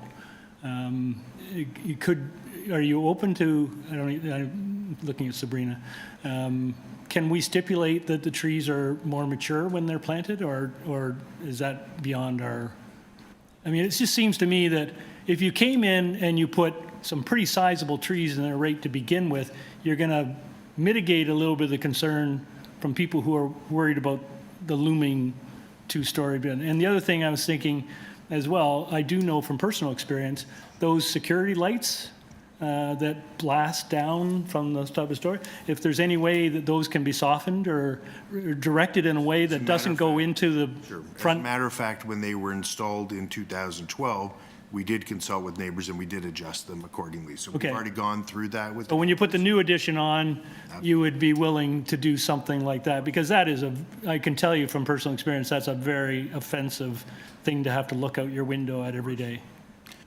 I'm sorry, Sabrina. Yes, I was going to say, through you, Mr. Chair, like the agent had stated, it has to go through site plan control. And so through that application, they will devise a landscape plan. So if you do impose a condition about mature trees, taller than 15 feet, if that's the case, then they could work that through the site plan control process. The lighting of the building will also go through a check as well through that process. Okay. Could I just make one comment to that too? As you mentioned, it's a site plan control aspect, and we are already in that discussion with urban forestry, and it's not just about the size of the tree, it's about the conditions of the soil. And soil volume is critical to the success of the growth of a tree, and that all that is submitted with our application through the site plan process. Yeah. So the healthy nature of the planting is more important really than the size of the tree. Fair enough, but I'm just trying to be sympathetic to the neighbors, and I think if we can, you know, again, if panel was so inclined to approve this, I think anything that we can do to give the neighbors some comfort that their concerns are going to be addressed, both in terms of traffic management and optics and aesthetics. I think that would go a long way. Right? Understood. All right. Any further questions? I'm presupposing what the panel's going to be thinking here, but no, I'm sorry, your time's over, sir. All right, let's go into committee. Who wants to start us off? Dylan, you asked a lot of questions. Yeah, I'm very sympathetic to the neighbors. It's always hard to tell how much discussion is available and how much has happened. The applicants say that their doors are open and they've talked to neighbors, and neighbors say that, they haven't been able to really get their feelings, their concerns addressed. So it's always challenging. But to go back to the actual variances, they do seem reasonable. The new line will be in line with the houses along Durham Street. Certainly the pedestrian improvements will be noticeable and valuable, both to neighbors and to anyone who's visiting the area. That bylaw is curious and clearly had an intent at the time, but that was a very long time ago when Toronto was quite a different place. Really, the bulk of the building is extending to this. It's extending the same size, which is not really that overpowering. I am very sympathetic to the neighbors, but I feel like a lot of the neighbor concerns aren't related specifically to this, other than the gentleman who will lose his view, but that's something that happens with development. And there'll be construction issues, but those will be addressed through the site plan and through the whole building process.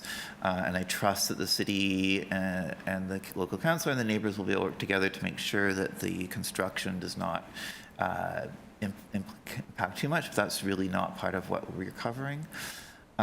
So I think with the multiple conditions that we have talked about, my feeling is that this is supportable. Okay, thank you. Yeah. Peter? I'm quite conflicted on this one, to be honest. I think that there's a lot of good things in this application, certainly. Improving the safety, the green roof, an attempt to address the lost trees as a result of it, and providing more, better educational space for students. But the one variance, the 50-foot one off of Durham is, that bothers me. I think that that's a very intentional variance that was put in place to limit the size of this school. And yes, it was in a different time. I get that, but I kind of look at Durham as an entry into the park, in a way, almost part of the park. And the loss of those trees, and I mean, even on the north side of Durham in this last dead-end block, or the south side, sorry, the houses are, the north side, the houses are pushed back, farther than they are on the other parts of Durham, further to the west. So I see that as a fundamental kind of approach that was made at the time of that zoning bylaw to keep that space open for the park and to not limit that by building. So in its current form, I don't think I can support this application. Okay, thank you. I think it's fair to say we've all struggled with this one. This is a really tough one. And I too am hung up on the 50-foot setback rule. It just feels to me like if this was something that should no longer apply, I'm not sure the Committee of Adjustment is the appropriate path to fix it.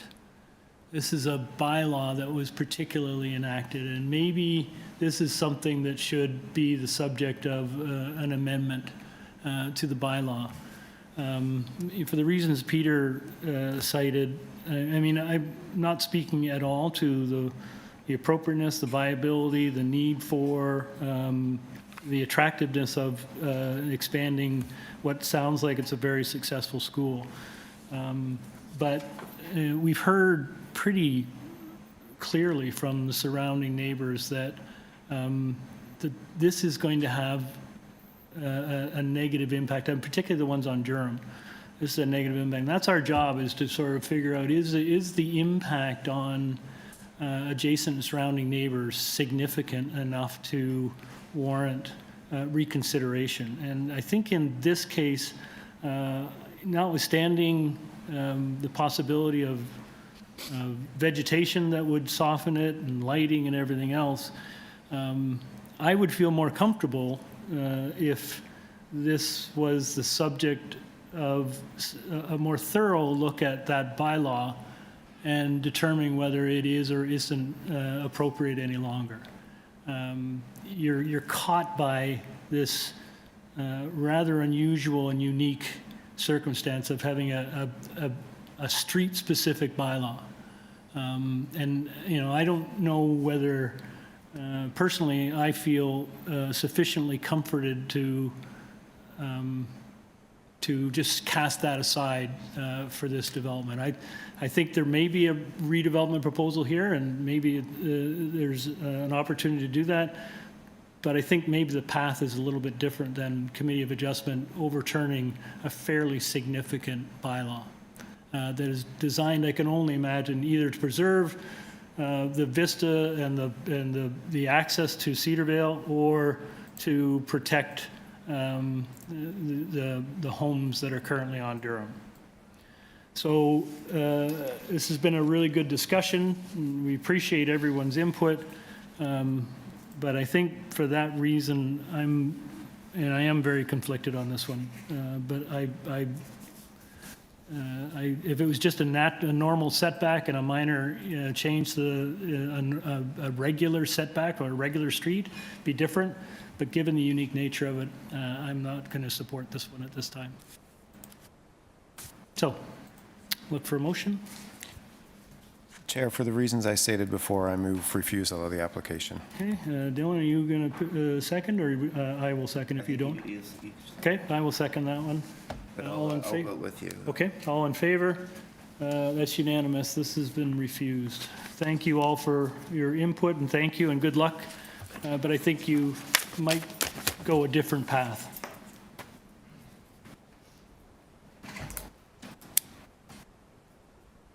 Okay. You guys ready? Okay to keep going? Do a couple more there? Yeah, let's do a couple. Dylan? Okay. All right. Move on to item number 20. This is an application, 100 Parkmount Road. This is an application to alter the existing two-story semi-detached dwelling by constructing a rear two-story addition, which will replace the existing rear one-story addition with deck and stairs. Committee has before it a copy of the plan of survey, site plan, floor plans, and elevations, 3 photographs of the subject property, covering letter from the applicants, email correspondence from the applicant and Metrolinx, a tree protection plan. We have a staff advisory report from Metrolinx.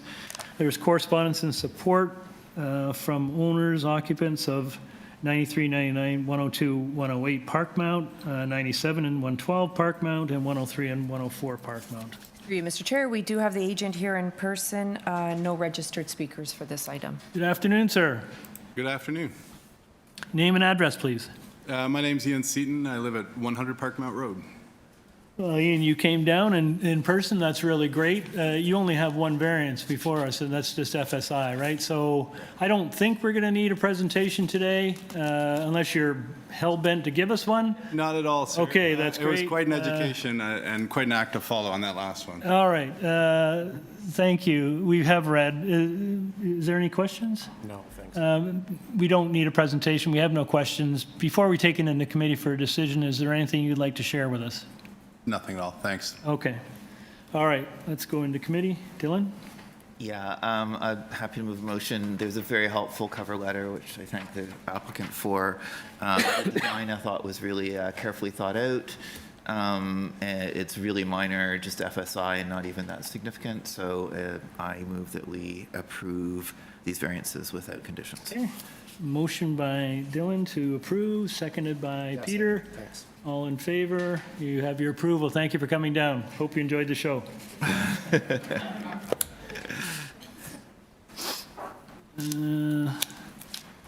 Item 21.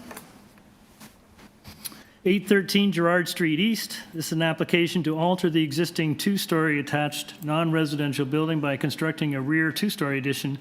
The existing outdoor patio and the rear yard will be maintained and unaltered. Committee has before a copy of plan of survey, site plan, floor plans, and elevations, 2 photographs of the subject property, an arborist report. There are staff reports from Urban Forestry and Metrolinx. Through you, Mr. Chair, we do have the agent online and no registered speakers for this item. Okay. Good afternoon. Good afternoon. Hi, your name and address, please. Nicholas Sancho, 507 King Street East in Toronto. Okay, sir. Does anyone need a presentation? No, but I do have a question. Okay, Peter, you okay? Do you want a presentation? All right, sir, we don't need a presentation today. Your application is fairly straightforward. We do have a question, Yes, sir. though. Yes, sir. Yeah, so in the purpose of the application, it says the existing outdoor patio will be maintained and unaltered, but in the plans, it really looks like you're building over much of the existing patio. So I'm just wondering. Yes, sir. That's in the rear. So there will be a small one still at the back, but it is getting built out, the one in the back, yes. Right. So you'd be okay if we just delete that second sentence because it seems to be incorrect? Yes, please. Okay, thank you. So we're amending the purpose? We're amending the purpose, yeah. Okay. To delete the second sentence. Okay. All right, sir. Before we take it into committee for a decision, is there anything you'd like to share with the panel? No, it's, as you mentioned, this one's a pretty straightforward one. Okay. All right, we're in committee. Dylan? I'll take this one because I actually know this property. Okay. So, yeah, so it seems very straightforward. It's actually lining up with the other buildings in the row, so I think that the rear setback is perfectly reasonable because it's just in line with everything else. Yeah, so I think that it's perfectly, effectively it's minor and it's basically lining up with its neighbors, and it's creating a attractive new use for the space. So I move that we approve this with forestry condition number 2, and also it's got the Metrolinx condition. Is this a condition or Yeah, advisory? it's the full. The subway review. Yeah. Yeah. It's the warning clause, The right? warning clause, yeah. Okay. Motion by Dylan to approve, subject to the warning clause from Metrolinx and forestry condition number 2. Oh, and approve for as amended. As amended. Yes. And seconded by Peter. All in favor? You have your approval. Thank you. Item 22 has been deferred. Item 23 is 231 Ashworth Avenue. This is an application to alter the existing 3-story detached dwelling by constructing a rear 1-story addition with a ground floor deck and stairs. Committee has before a copy of plan of survey, site plan, floor plans, and elevations, 4 photographs of the subject property, presentation materials from the agent. We have correspondence and support from 240 Ashworth and 3 form letters in support from 229, 233, and 235 Ashworth. Through you, Mr. Chair, we do have the agent online and I see no registered speakers for this item. Okay, thank you. Good afternoon. Hi, good afternoon. This is Noam Hazan, 14 Leswin Road, North York, Ontario. Okay, sir, so you're just doing a 1-level rear addition, and it's only FSI. Correct. Yeah, it's just basically there's a few other properties that with the almost exact same extension in the rear, but theirs is our 2 levels. We're just proposing on the ground floor level, and it's really just to meet in line with the other neighbours as well. Yeah. Okay. Thank you. I don't think we'll need any further presentation. Does anyone have any questions? No. No, straightforward. Sir, we don't have any questions. Before we take it into committee, is there anything you'd like to add? No, that's great. Thank you. Okay. We're in committee. Peter, I think it's your turn. Yeah, Chair, I'm happy to bring this. I, first of all, just want to commend the applicant on the materials. I think they're well done, and they do establish that there's a lot of these 1 or 2 story bump outs in the back, and this is a very, very benign request, just to expand some living space, and it's only the one variance just for FSI. So I can see no negative impacts of approving this. I move approval of the application without condition. Okay, motion by Peter to approve, no condition, seconded by Dylan. All in favor? You have your approval, sir. Thank you.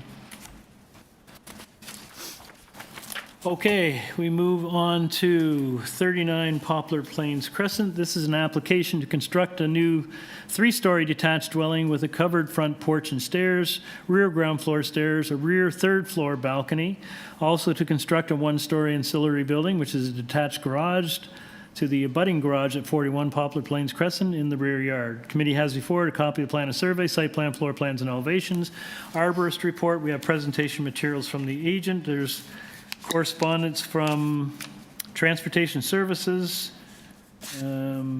Development Review, and Urban Forestry. There's 2 form letters in support from 18 and 41 Poplar Plains Crescent. There is correspondence in opposition from 29 Poplar Plains Crescent. Through you, Mr. Chair, we do have the agent online, and I do not see any registered speakers for this item. Anyone here in person that wishes to speak to this item? See none. Okay. Mr. Bronskill. Good afternoon, Mr. Chair. Last name is Bronskill, first initial D for David. Toronto, Ontario, 333 Bay Street, Suite 3400 here as agent for the applicant. Great. We don't have anyone in opposition. David, I'm sure you guys would know that, but maybe just it's a big proposal, maybe just a short overview, please. I can definitely do that.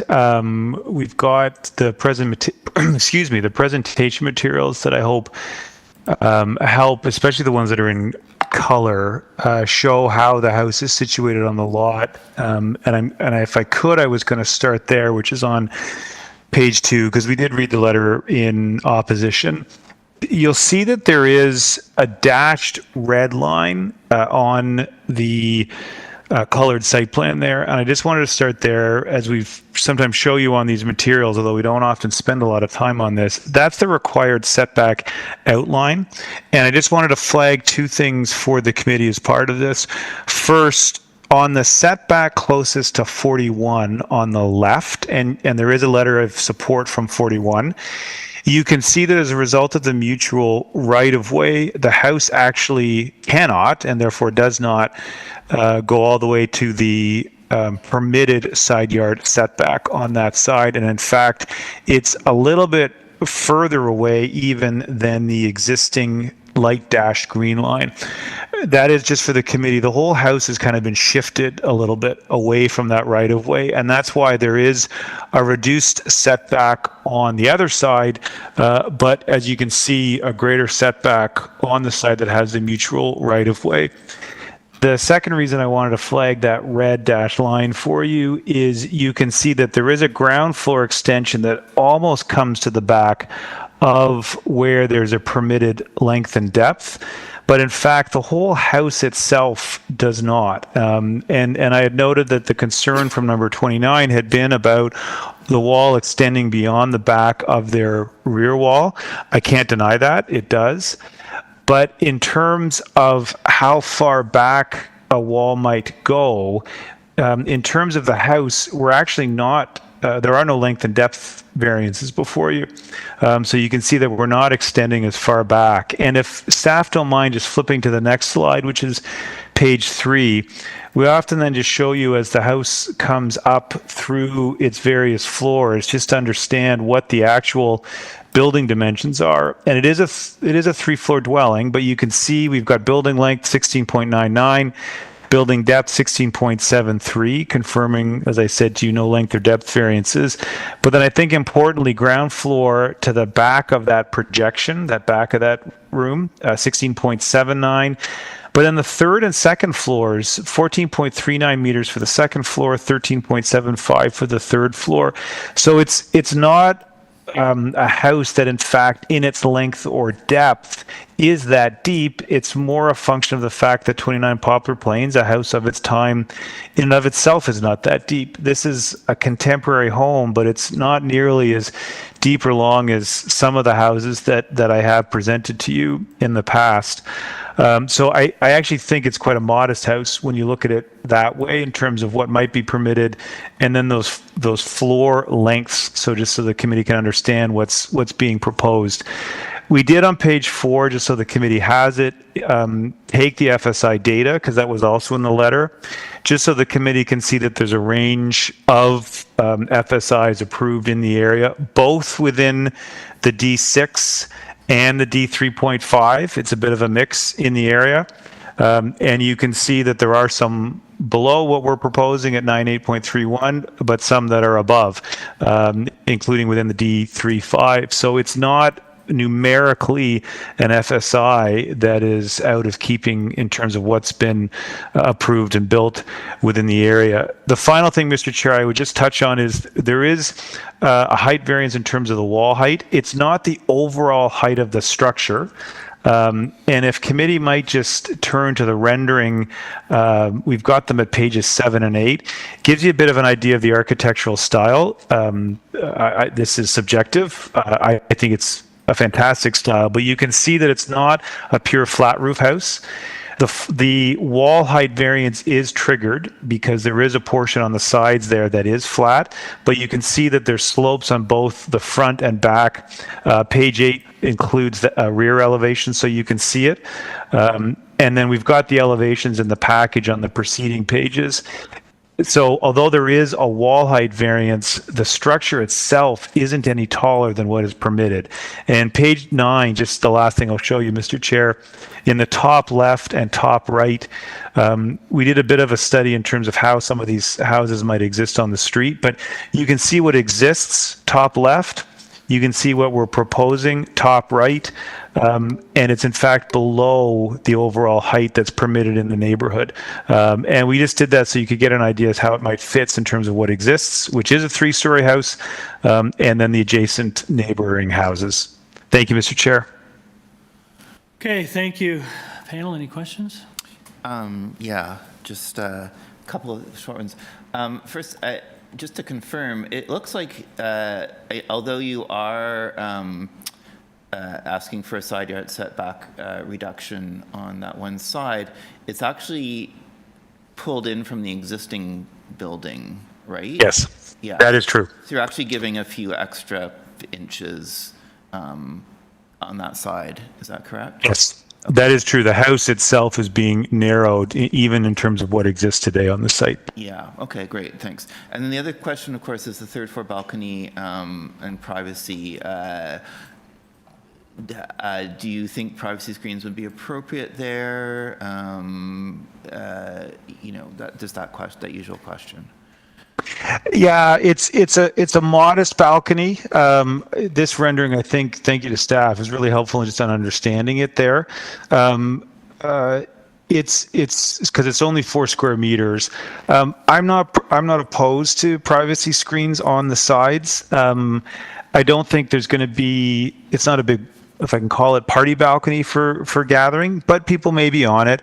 Architecturally, this is just my own personal bias at the committee. I do like the way this looks at the back in terms of the balcony as it exists there at the rear. But having said that, having privacy screens to stop people from viewing either way would be something that I know Mr. Winkle's office could incorporate in an architecturally sensitive manner. Perhaps I can simply suggest that you talk to the neighbor, especially the neighbor at 2029, and see what they think and be willing to implement them if they want them. Fair comment. I see that there may be trees, they may not care, but if they do care, perhaps, I don't want to impose that requirement if it's not necessary, but I think that would be a neighborly thing to do, is to be willing to put one in if the neighbor wants one. Yeah, it is a bedroom. It's not a party or family room, so exactly. Probably won't be used very actively. But, all right. Anything else? No. Okay, thank you. We'll take this into committee. Your turn. Yeah, I'll do this, sure. I was surprised that it's a relatively large house. I was surprised there were no length and depth variances because it looks big, but I commend the architect and the agent for, it is relatively restrained in terms of what is permitted. I think that gaining a little bit of side yard setback and not going the full length is a sensitive way to introduce this new building into the neighborhood. And the remainder of the variances are really quite minor. So I have no concerns in supporting this application. I'll move approval subject to urban forestry conditions. I just want to make a quick comment while seconding. First of all, I really appreciate that it's not an integral garage, and that in fact it's continuing to use the rear. I think that really benefits the streetscape. Yeah. We have seen so many new buildings with integral garages, and I just don't think that is really beneficial. I'm really glad that they're taking advantage of the existing right-of-way to really build out the house and give it a proper presence on the street and put the cars at the back. So I just want to commend that.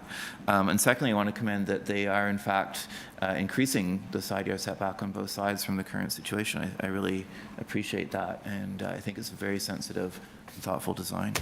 Agreed, yeah. All right, motion by Peter Reed, seconded by Dylan Reed. All in favor? You have your approval. Thank you. Maybe, I think this is forestry 1 and 2, right? Yeah. Yep. Yeah. I think maybe this is the break time because you want to take 5 minutes? End of this particular. Sure, take 5 minutes. Eat my cookie.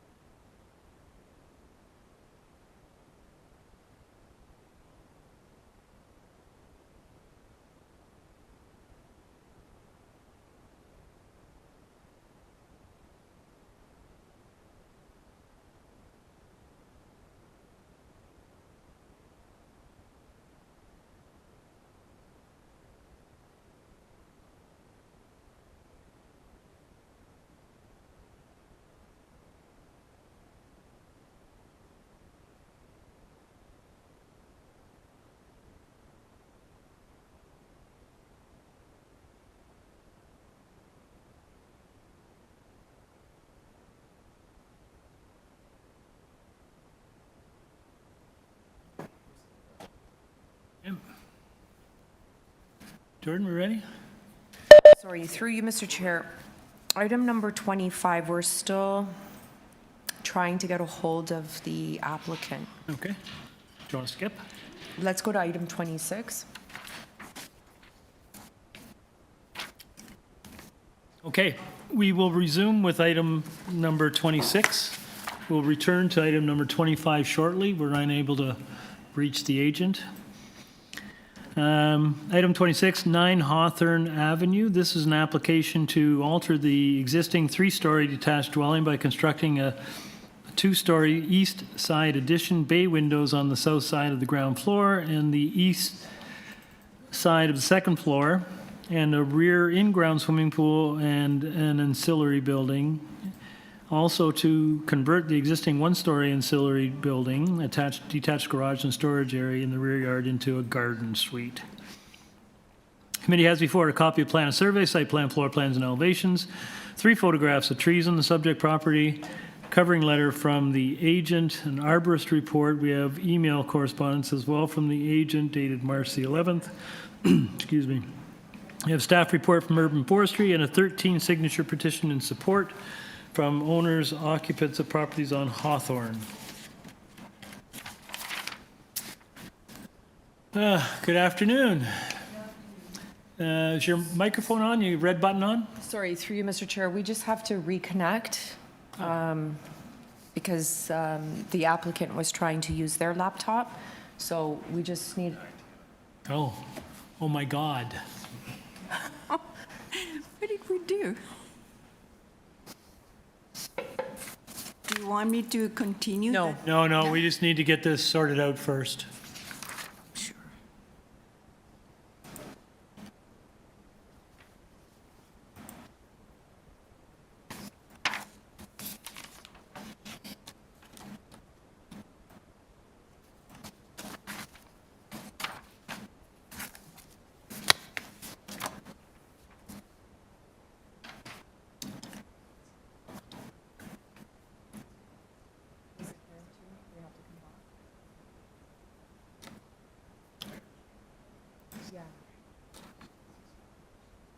Let me just see what they can see on YouTube.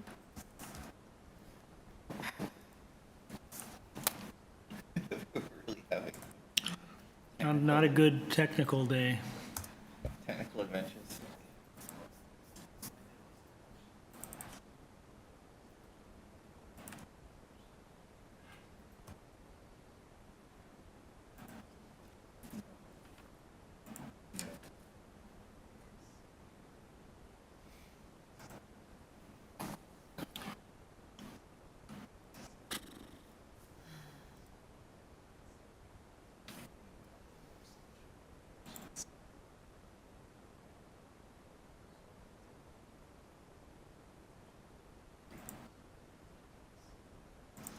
Members, if you want to turn off your videos, we can still see everything live on YouTube. So you can just turn off your videos at this time until we can get our screen back up and running.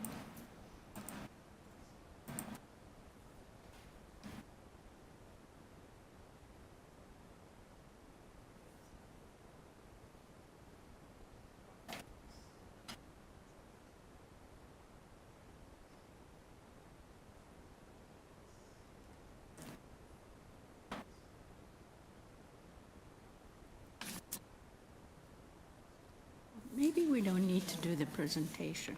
No, it's not about that. It's for our process that Oh, okay. Yeah.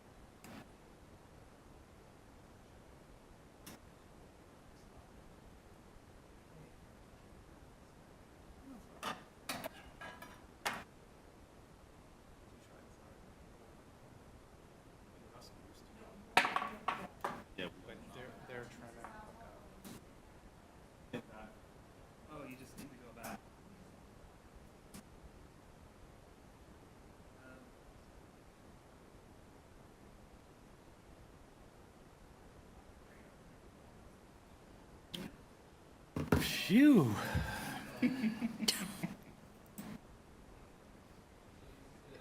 Through you, Mr. Chair, we'll deal with this item and then we'll go back to item 25.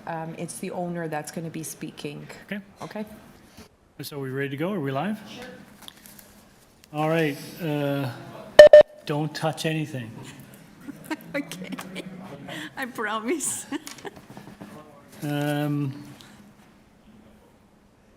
I think I read this into the record, but if you could introduce yourself and your colleague, please.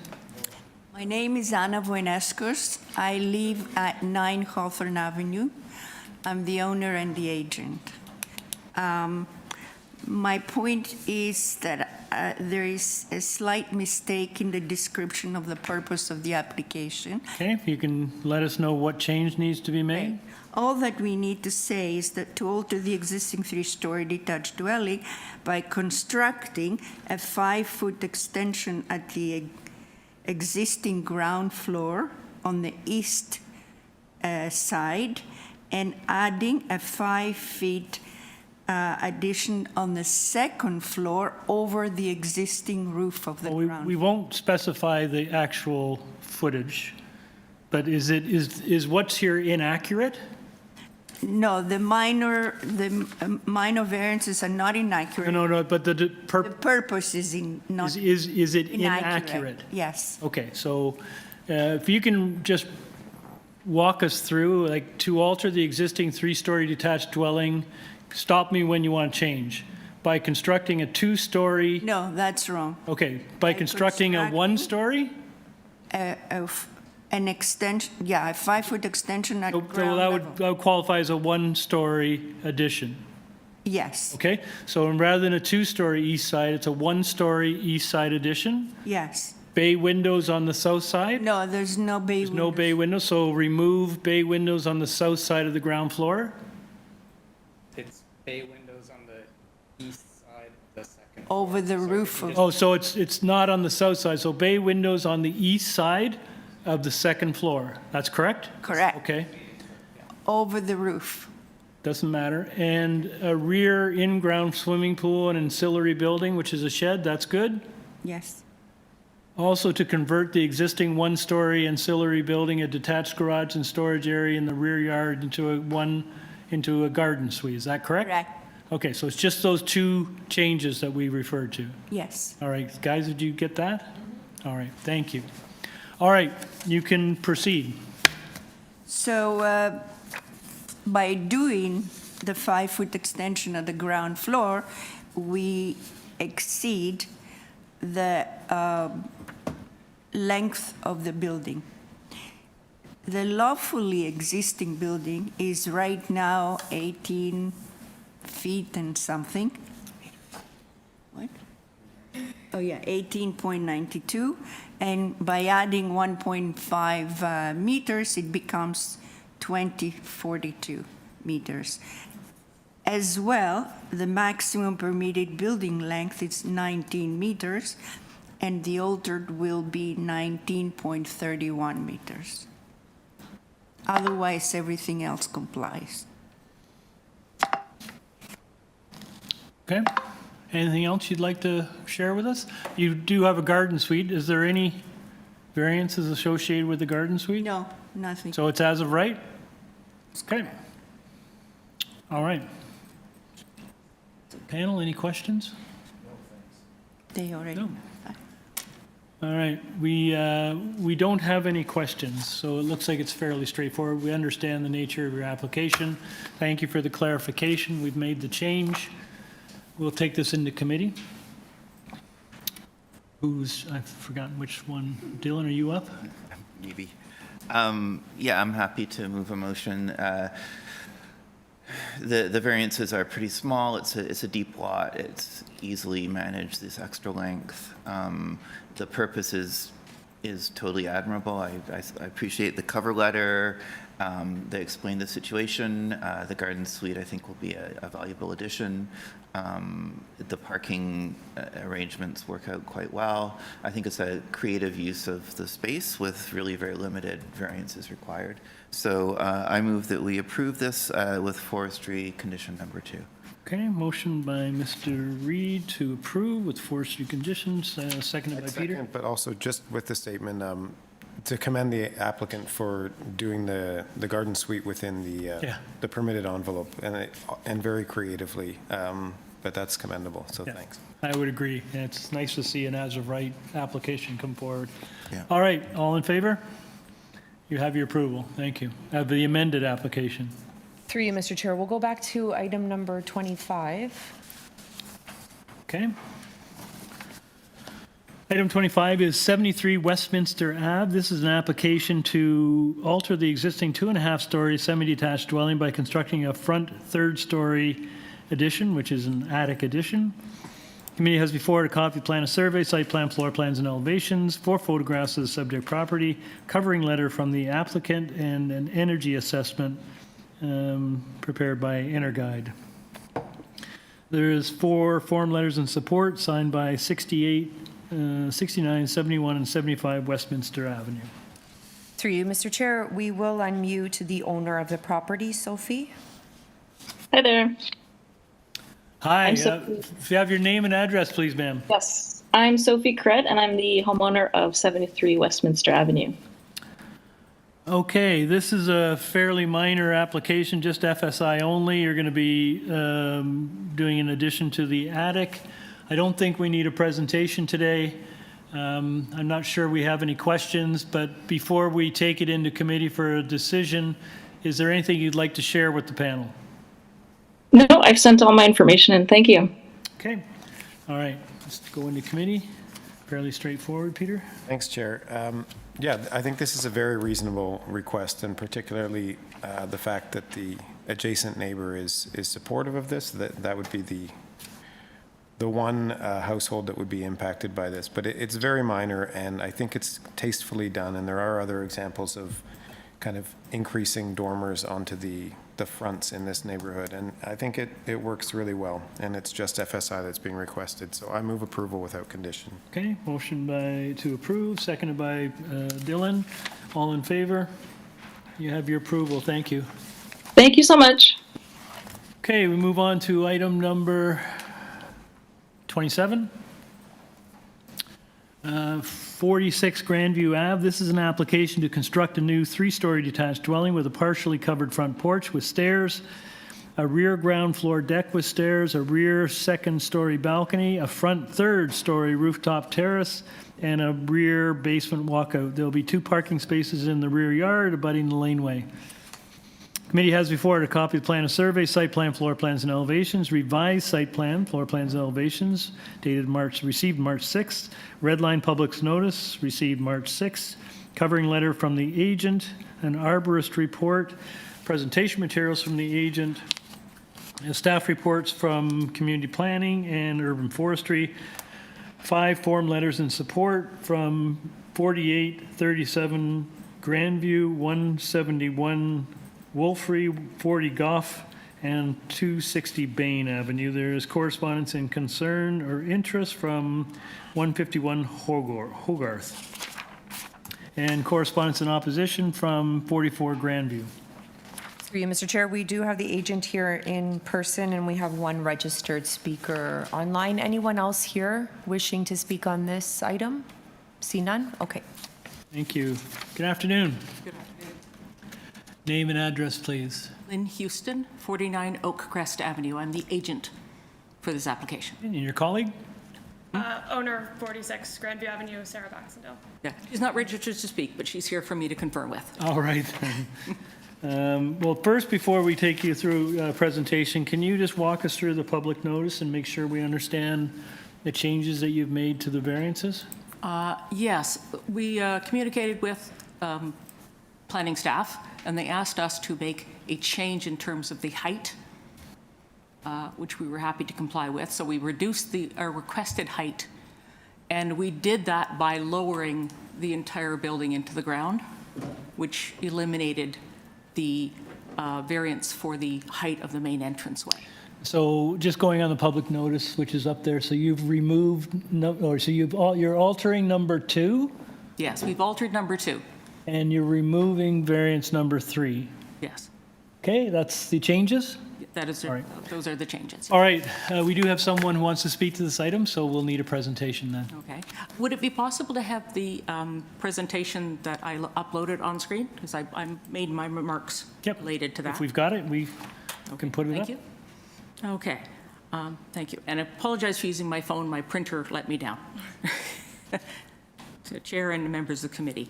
The proposal is for a single-family dwelling that includes a basement secondary suite that would replace the existing wood-frame two-bedroom single-family home.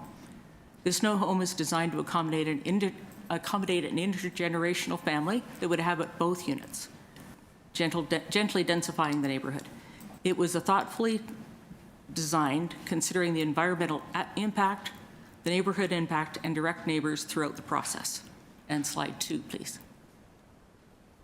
The site is located in Riverdale and is characterized by its long and narrow nature.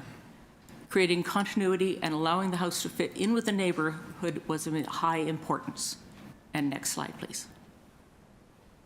The home's front facade is designed to align with the majority of neighboring homes on Grandview Avenue, preserving the existing streetscape. To maintain this harmony, we have incorporated a covered front porch consistent with those of surrounding properties. The home's exterior features locally sourced materials, including a predominantly brick front with wood accents, ensuring it complies with the neighborhood architectural character. And slide 4. We've designed the home to maximize space efficiently while maintaining a compact form, well below city requirements in terms of length. This allows us to keep the depth of the house directly in line with the neighbor on the east, while maximizing the amount of soft landscaping in the backyard. We want to minimize the home's environmental impact via enhancing outdoor space, minimizing impact on stormwater, and promoting biodiversity. And slide 5. The homeowner spoke and worked with the neighbors throughout this design process. To minimize the impact on light, air, and privacy, we have aligned the depth of the home with the east neighbor and set back the third story on 2 sides, the front by 2.74 meters and the west side by 0.9 meters to accommodate existing home's windows. This neighbor, the east neighbor, west neighbor, is currently undergoing a major renovation which extends their home an additional 9 feet beyond its original footprint. In December, the owner of 46 Grandview signed a letter of support for their updated variances after they overbuilt, with the understanding that no windows would face our property line, as their wall is designated as a firewall at 0.9 meters from the property line. Similarly, our sidewall is also a firewall, eliminating fire safety concerns. With our 0.15 setback, there remains 1.05 meters of space between our homes, ensuring sufficient room for maintenance and access. And slide 6. Additionally, the side yard setback variance we have requested is consistent with or closely matches the existing setbacks of neighboring dwellings. City staff have reviewed and accepted the side yard setback variance, acknowledging the constraints of the tight site and other accommodations made to size and depth. And slide 7. We worked closely with the east neighbor throughout the design process to address their key concerns, and the west neighbor. The east neighbor concerned with maintaining a shallow home depth to preserve light, air, and privacy for the backyards, as well as ensuring a walkway to access their property. To accommodate this, we have maintained a 0.9 meter setback on the east, resulting in a total of 1.3 meters of space between homes for maintenance and access. Both homes have fire-rated sidewalls with no windows. Additionally, the neighbor has supported the original height variance of 10.7. After discussions with city staff who preferred a lower height of 9.85 meters, we adjusted the design by lowering the house to reach a solution that satisfied all. This is redlined in, and we were just talking about that. And slide 8. The requested FSI of 0.85 is modest compared to previously approved projects in the neighborhood. The home's massing respects the area's traditional scale and proportions of the neighborhood. We carefully designed this home to balance modern functionality with respect for the neighborhood's character and with as few variances as possible. The design prioritizes environmental preservation, minimizes impact on adjacent properties, and seamlessly integrates with the aesthetic and spatial fabric of Grandview Avenue. Thank you. Okay, thank you very much. Panel, any questions? No, thanks. Okay, we can have our speaker. Through you, Mr. Chair, we will unmute the owner at 44 Grandview Avenue. Good afternoon. Oh, can you hear me? Yes, we can. Your name and address, Oh, I can please, turn sir. my video on here. Yeah, there you are. Hi there. Name and address, please, sir.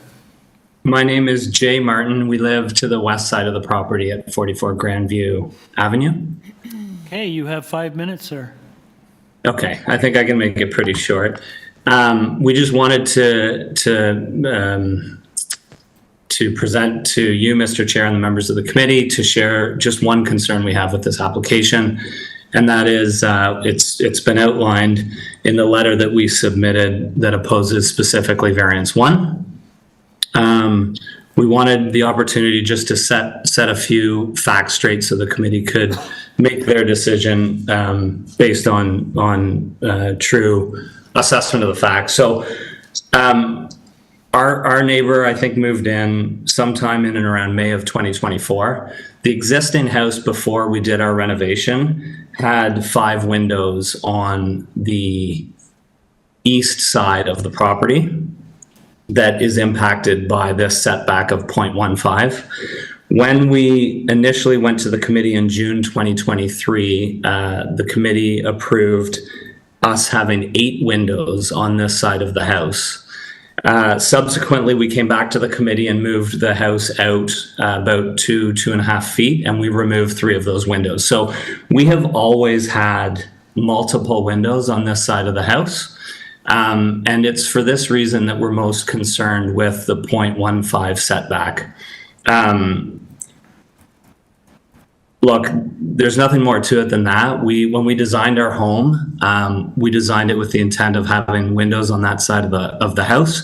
When we even went to the committee for the second time, we respected the 0.9 side yard setback. And there is a requirement to have fireproof windows on this side of the house. But really, that's the only issue that we have with this application. And we wanted to make sure that the committee understood that as it relates to this side yard setback, we weren't aware of it until February 2025, when the application was submitted to the committee. We were not involved in working with the neighbor on this, so I don't want there to be any misunderstanding in that regard. But other than that, we think what the neighbor has designed here is beautiful. We have no concerns with any other requests that they have. When we did our addition or our renovation, we understood that it was common for the committee to approve a side yard setback of 0.5 or 0.45. So we did that on one side of our home. We were just shocked and surprised to see the 0.15. Completely honestly, we have no other issues, and we think what the neighbor's doing here is very nice and will add to the value of the neighborhood and the home and so on. So we just wanted to share the 0.15, the exception that we have, the opposition to the 0.15 setback, and how we feel it'll impact the experience. I don't have much information about it. I think any precedent that's been made in the past was made to homes that don't have windows on this side of the house, or to the extent that we do, and that's what we wanted to address here at the meeting. Other than that, we have no issues whatsoever. So if there's any questions, I'm happy to answer them. But other than that, I just wanted to thank you for hearing us out. Thank you, sir. Any questions? No, we have no questions. Thank you very much, sir. Okay, thank you. Ms. Houston? Yes. Through the chair. I am a little confused by their ability to have windows at 0.9 from the property line. I think there's a discrepancy on their drawings. They're calling them fire-rated windows. But that close to the property line, you're not allowed fire-rated windows. You have to have fire shutters. So I think there's a bit of a discrepancy there. So It sounds like they're there. yeah, okay. But I think the other thing that this image does not show is the difference between our house and their new house. Their property is, our house is actually considerably smaller than theirs now. And we do have quite a lot of difference in pullbacks on the third floor that also allows for more light. Our third floor is pulled back 0.9 from our proposed wall on the third floor. And it's also pulled back at the front by 2.74 meters.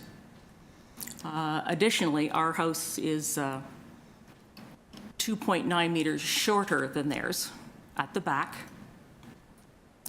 on the ground floor, and then 4.13 meters shorter than theirs on the second and third floors. So it's not monolithic wall. We have quite a lot of movement back and forth on the on the sidewall. Plus, we're cut back on the ground floor by 1.2 meters to provide that covered porch. So their wall is considerably larger than ours on that side.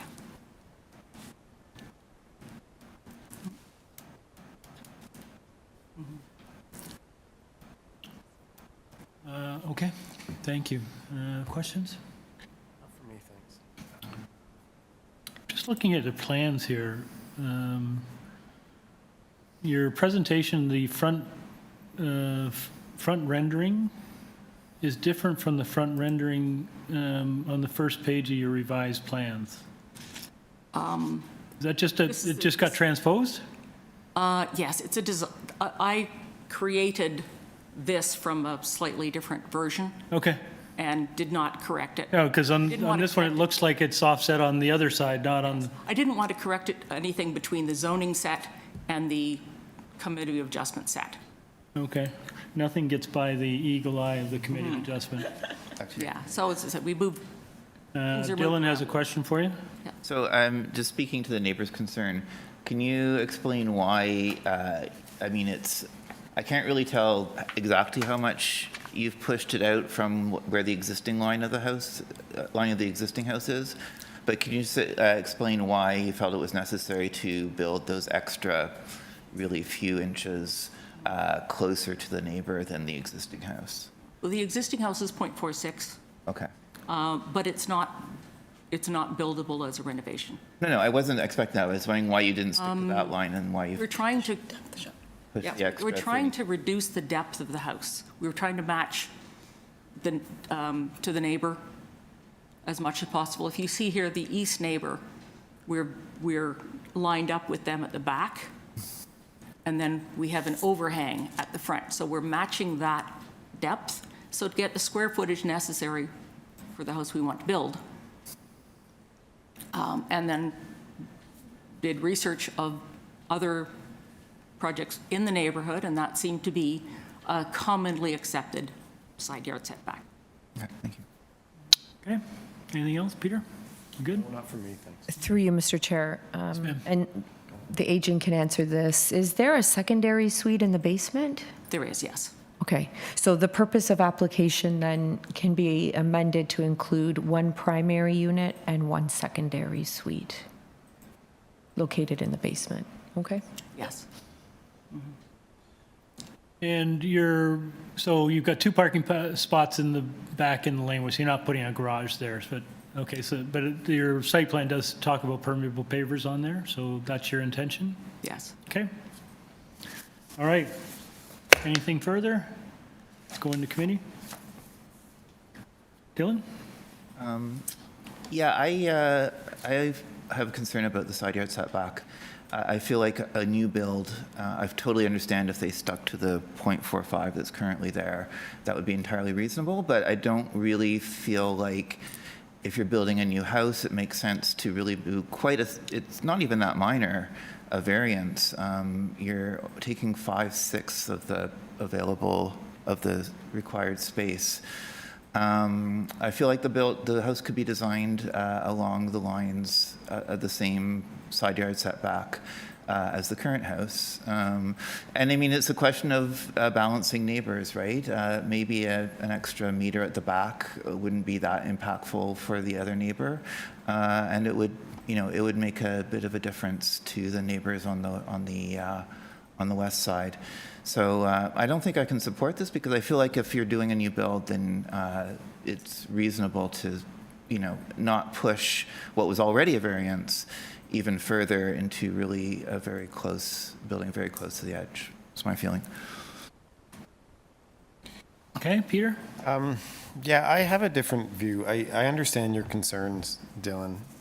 But I'm looking at it more from what's there now and versus what's being proposed, and I see that difference of, say, 30 centimeters or so as not having a huge impact on the neighbor to the east.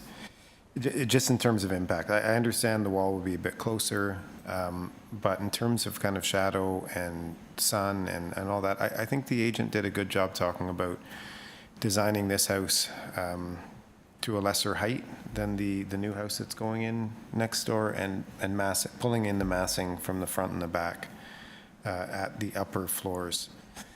So I'm a little less concerned with that side yard setback, and I think just as a whole, I think that this is being designed very sensitively. It's quite restrained in terms of the actual size, in terms of what we see,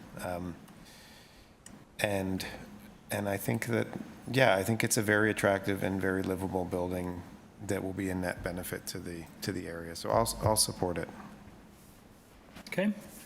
I'm going to support it as well, in part because I think the separation distance between the two houses, even with the shortened setback, is a fairly substantial difference. And Peter, as you point out, the third floor setback should reduce the amount of shadowing into the windows. So, and it doesn't extend beyond the rear. So I think it's a suitable application. These are small, tight lots, and it's not surprising to see, homeowners trying to maximize what they can. But I think, by not going deeper was probably a better decision.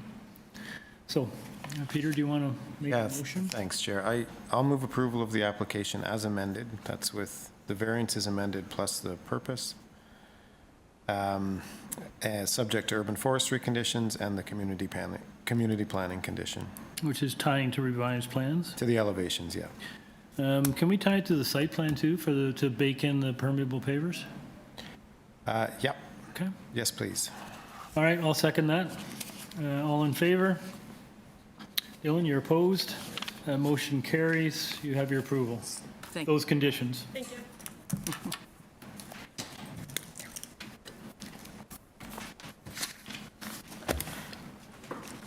Item 28. 47 Delaware Avenue. This is an application to alter the existing two-story semi-detached dwelling by constructing a front one-story addition, which is a first-story balcony enclosure, and a rear two-story addition with stairs. The existing rear deck, stairs, and basement walkout will be demolished. Committee has before a copy plan, a survey, site plan, floor plans, and elevations, and 5 photographs of the subject property. Through you, Mr. Chair, we have the agent online, no registered speakers. Good afternoon, committee. Jonathan Benskowski, 301 Keewatin Avenue. Good afternoon, sir. Afternoon, Chair. Panel, does anyone want a presentation, a quick overview, or are you okay? I'm okay, Chair. Dylan?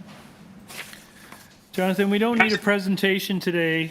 I think we understand, we've read the application, familiar with the material. We may have questions, but before we do that, is there anything you'd like to share with the panel? Just one very quick thing. The increase in depth is partly a result of the offset of the house to the north. So it isn't a length variance, it's actually a depth variance. So that depth variance is also caused by just the dwelling to the north just being located closer to Delaware than this dwelling, as well as the detached house to the south. So although still a variance, there is some mitigating factors that lead to that increase in depth, mainly the offset front wall of the dwelling to the north. Okay, I'm just calling up the site plan. You're a little light on landscaping, sir. Is there anything you can do? Mr. Chair, there's absolutely no alteration to the front. That's remaining exactly as is. Okay. The only portion that's being closed was there was I almost want to call it a cutout section of the first floor that had the second floor over it. That's the only alteration to the front. But again, that's within the built form, the bird's eye view of the existing dwelling. There's no landscaping variance anyways. I'm sorry, Correct. Jonathan. Was looking at I'm well ahead of you. I was looking at your application for next time. You know what, Mr. Chair, I'm happy we're on the same page with that. And yes, we'll deal with landscaping with the next one. Yes, indeed. Come prepared. Thank you, sir. All right. Any further questions? Except for the dumb ones. No, thanks. Okay. Thank you. Let's take this into committee. I'm happy to Thank you. move the motion. These are really, really minor variances. The depth thing, I thank the applicant for the explanation. That makes sense. It's a deep lot. It can totally take that. The FSI is really minor. It's a perfectly reasonable proposal. So I move that we approve the variance. Okay, motion by Dylan to approve, no conditions, seconded by Mr. Reed. Peter, all in favor? You have your approval, sir. Thank you. Item number 29, 587 Carlaw.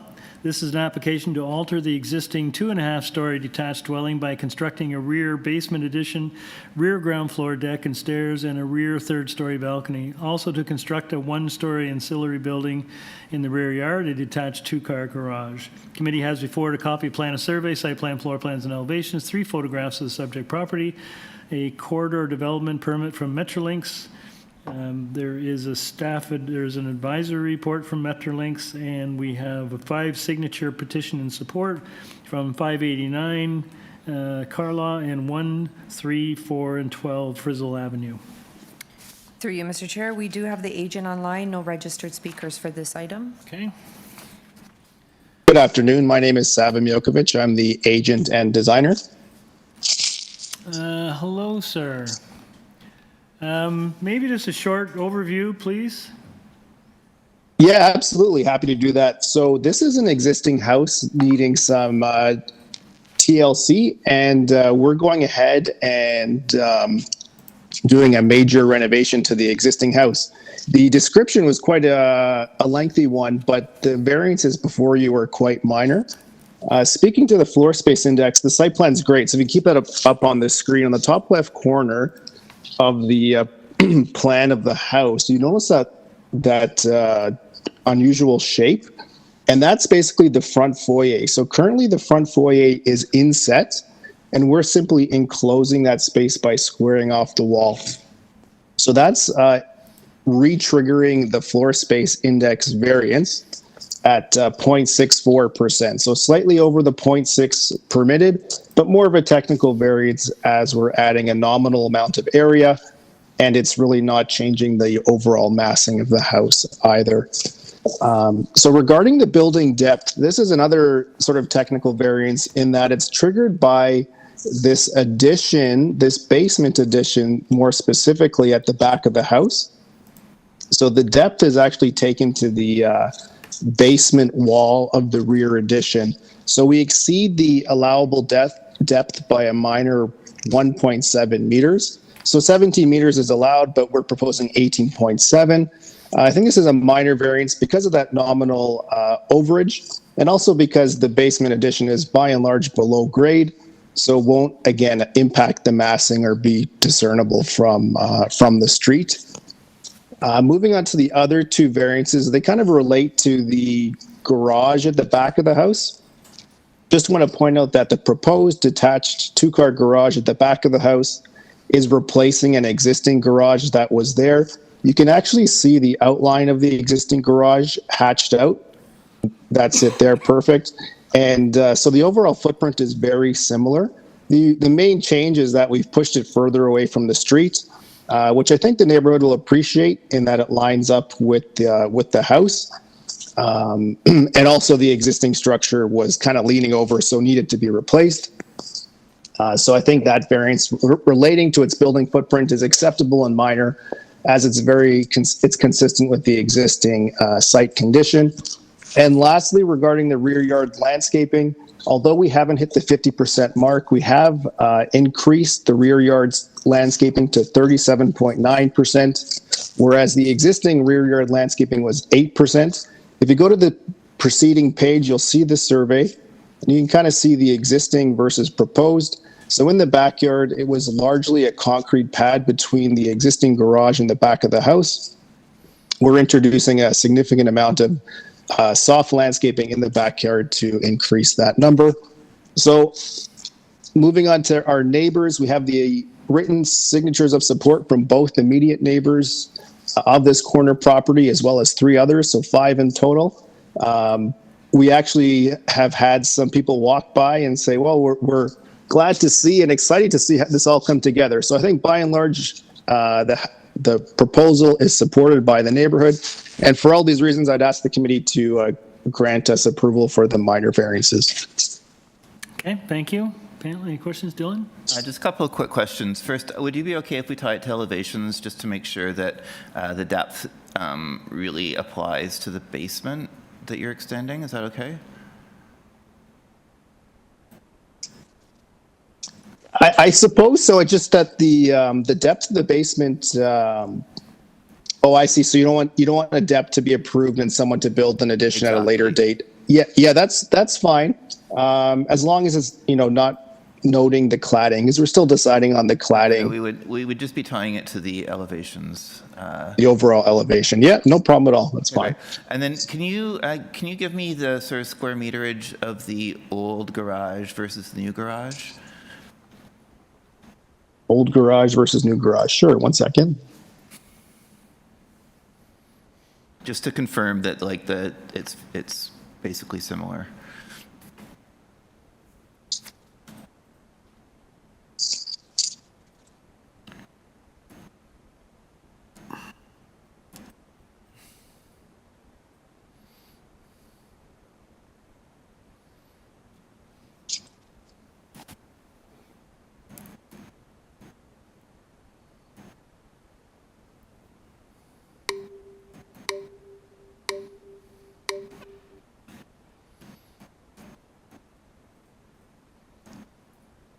So the old garage had a footprint of 54 square meters, and the proposed garage is 6.8 by 8.91, which works out to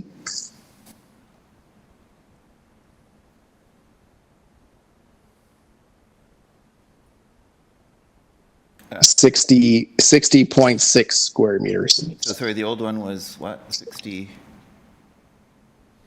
54. Okay, so yeah, so 54, yeah. Right, within That's the right. same range. Okay, great. Thanks. I just wanted to confirm that. Thanks. No problem at all. Okay. Yep. Anyone else, Peter? Thanks, Chair. To the applicant, I know that you have improved the rear yard soft landscaping, but given that you're constructing that new, would you be open to constructing the new walkways in the rear yard with permeable pavers?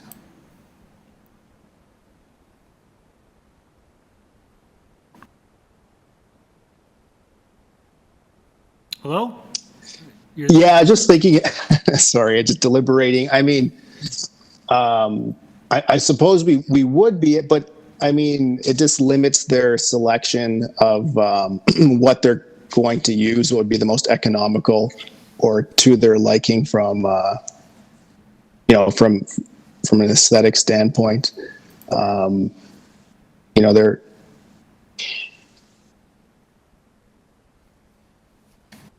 but or is the committee not satisfied with the 37% compared to the 8% that was there previously? Yeah, well, the committee, I think, will make that decision, but it has been improved quite significantly, but you're still short, and particularly because there is this big concrete pad as well, and the fact that you're constructing it. I was just wondering if that was a possibility for your clients. Right.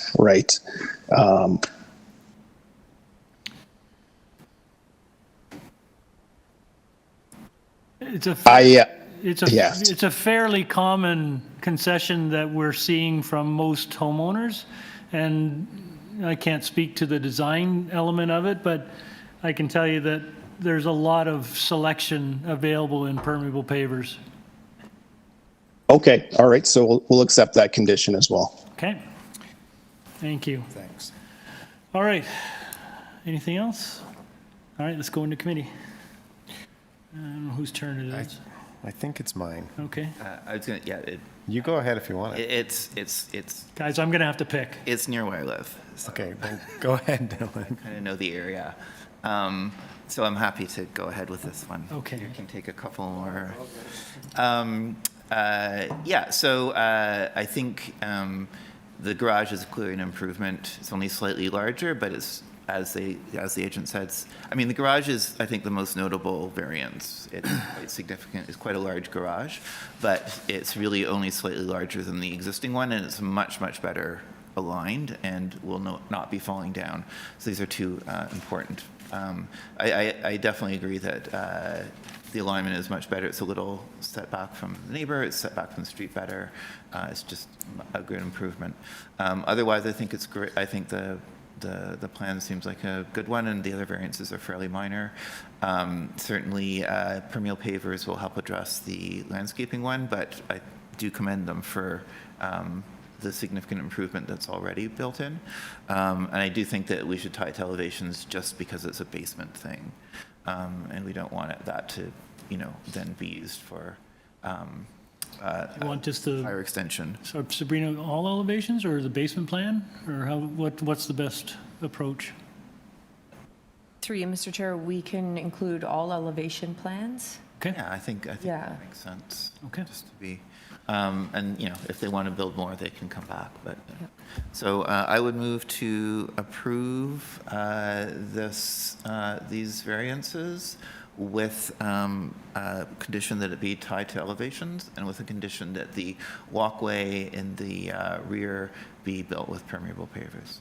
Okay, motion by Dylan with those conditions, seconded by Peter. All in favor? You have your approval. It's quite a impressive lot overlooking Withrow too, right? It is, yeah. Very nice. All right, we move on to item number 30. 68 Winnett Avenue. This is an application to alter the existing two-story semi-detached dwelling by constructing a rear ground floor deck and stairs, and also to construct a one-story ancillary building to contain a gym in the rear yard. Committee has a copy of the plan of survey, site plan, floor plans, and elevations, full photographs of trees on the subject property, covering letter from the applicants, and email correspondence from Transportation Services. Through you, Mr. Chair, we have the agent online, no registered speakers. Hi, Yoshbel Sariva, 68 Winnett Avenue. Hi. Hi. So you're proposing to build a gym in your backyard? Yes, we currently have. Would you like me to start with our 5-minute intro? Is that? Sure. Why don't you do that? Okay, wonderful. I have it prepared, so easier for me this way. I appreciate that. We are looking for a minor variance approval to install a new backyard structure to replace the existing structure. We recognize that the zoning shows we were removing a parking space, but we have applied for a legal front parking spot to maintain the parking on site, and this also includes improved greenery on the lot. It is not currently used as a parking spot in the back due to the lack of the width in our shared drive, AC units, pipes, etc. We recognize that the current pad that has been there for years, since before the purchase of our home, is not legalized, and we have applied to legalize this pad, as our mutual neighbor has also legalized their identical pad. The current garage functions currently as a storage space and a gym, and the new structure will continue with these uses. The setbacks for the new structure have been moved further away from the property line than the existing structure as seen on the survey. The soft landscaping has been improved with permeable pavers being used, and somewhat kept similar to what we currently have in our backyard now. That's it. Okay. Thank you. Sorry, I have a baby crying with me. No, that's okay. We appreciate the challenge you have. Okay. Okay, panel, any questions? The obvious question is the rear landscaping. Yes. So I'm looking at your site plan. You're a little bit light in terms of what the requirement states. So did you say you're putting permeable pavers in there? Yeah, so we had discussed putting permeable pavers in that walkway as noted there, as well as with the construction of the legalized front parking pad. I understand that that doesn't talk about the back, but we will be planting a tree. All that concrete will be turned into permeable pavers as well. So there will be quite a lot of green space. Okay, and the deck off your rear is a wood deck, right? Exactly. Yeah, it will be smaller than what is existing currently. Okay. All right, any questions, panel? Can you just outline again where the permeable pavers are in the rear yard? Yeah, of course. Do you see where the extension of our house starts? Right north of the deck? Right beside the deck. Exactly. Yeah, that would be perfect. So those rectangular pavers, those would be permeable. Exactly. Yes, okay. What you see there. Yes. Okay. And of course, adding planters and whatnot for the aesthetic look on the deck itself. Got it. Okay. Thank you. Yes, I appreciate that. Okay. Anything else? No. All right. That's good for me then. Let's go into committee. This one is your turn, Peter. Yeah, I think this is reasonable. It's not that much of a departure from what's there now. Basically, a relocation of the similar kind of sized ancillary building. And I think with the introduction of the permeable pavers, I think it's a supportable application. So I'd like to move approval of the application with the condition that the paving in the rear yard be constructed with permeable pavers. Is that clear enough? Do you want to just tie it to the site plan since she's showing it? Yeah. Does it actually label it as being permeable? I didn't see the words. It doesn't label it, but it shows that it's a different. But that could be. We could say that the portion of the walkway beside the rear deck will be constructed with permeable. I think it might be better to put the condition in. Okay. She also did say that subject to getting approval for the front yard parking pad, it would be permeable there. Would that be appropriate to bake that in as well? I think she was saying that they would actually be required. Requirement to get permeable? But I'm not sure. I'm not sure. Is there is no... There's no variance, for really. Front yard. It's just the rear it's yard. It's just the parking on site. Is the lawful parking will be reduced, but that's not really. Yeah. No. Yeah. So I think they'll maybe do it on their own. So I think they probably will. But maybe if we tie it to the site plan, but also describe that the area with rectangular pavers in the rear yard be constructed with permeable materials. Might be clearest. Yes, we can do that. Okay. Motion by Peter to that effect, seconded by Dylan. All in favor? You have your approval, ma'am. Thank you. Mr. Chair, we can probably deal with items 31 and 32 at the same time. The agent is here in person, no registered speakers. Okay.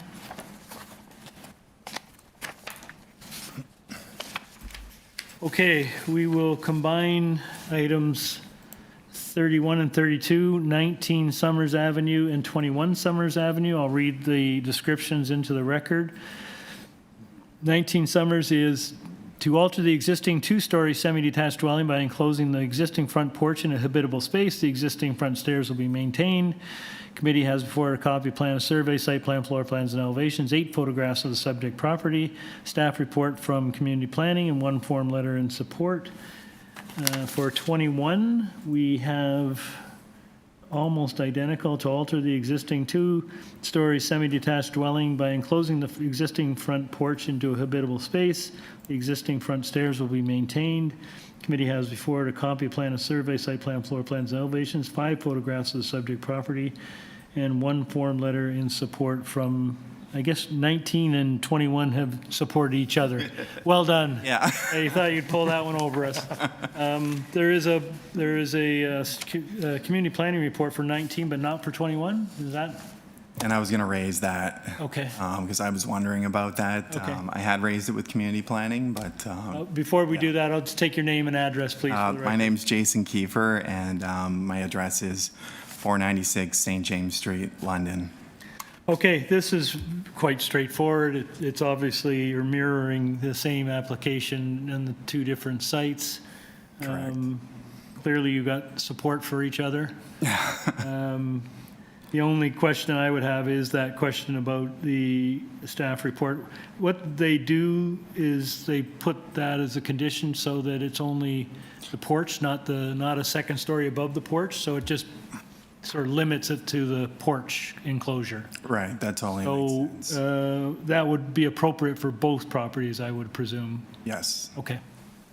All right. I think the phrasing can be applies to both because the plans are basically the same. Right? Yeah. So we can just apply the same planning condition to number 21, and that will work. Sounds good. Yeah. Yep. I think that makes some sense. So it's a fairly straightforward. We don't need a presentation beyond that. Okay. Thank you very much for coming down. No problem. Yeah. I don't think we probably don't have any questions. Is there anything you'd like to share with us before we take it into committee for a decision? Just on the for 21 Summers, on the purpose of the application, it mentions that the front stairs are to be maintained, but they're actually being moved, which is what's triggering the landscaping variance. We're not changing the extent of the stairs. We're just moving them to better facilitate pedestrian traffic. So we might want to change that on the purpose of So application. is that reflected in the plans? Yes. Okay. So Through you, Mr. Chair, could we just say the existing front stairs will be relocated? I mean, we say maintained. Typically, we say maintained and unaltered, but obviously they are being altered. But we could say the existing front stairs will be relocated. That sounds good. Okay. Yeah. Okay. Great, thank you. Let's take this into committee. Who wants this one? I've forgotten who's up. Dylan? Sure, I'm not counting, but yeah, I'm happy to do these ones. Partly because I just really like when attached owners come in together. I think it just makes sense for so many reasons. So I'm happy to move approval of both applications, and both of them would be subject to the community planning condition, and then the one community planning condition would be slightly amended. I'm not sure if the drawings have the same date, but the dates may have to be looked at, with the one purpose clause being amended as well. That's my motion. Okay. Okay, motion by Peter to that effect, seconded by Dylan. All in favor? You have your approval. Thank you for coming down. Thank you. Item 33 is 431 Arlington Avenue. This is an application to alter the existing 2-story detached dwelling by constructing a new front 1-story addition with stairs and a rear 2-story addition with new ground floor stairs and a second-story rear balcony. Committee has before it a copy of plan of survey, site plan, floor plans, and elevations, tree inventory plan with 7 photographs on the subject property. We have staff reports from the TRCA and Urban Forestry. There is correspondence and support from 429 Arlington. There is correspondence in opposition from 433 Arlington.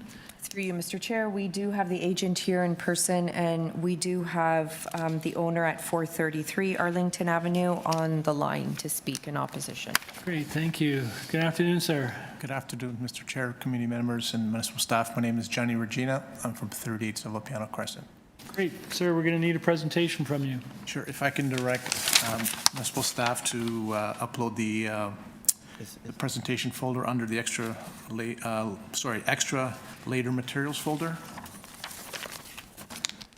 Yes, that's correct. So what you see in front of you is this site plan, and seeing the letter of opposition, I've addressed the comments being made by the owners of that property. So what you see in front of your site plan is the proposed outline in yellow if we were to maintain existing side yards of, to move the existing side yards to 1.2 meters.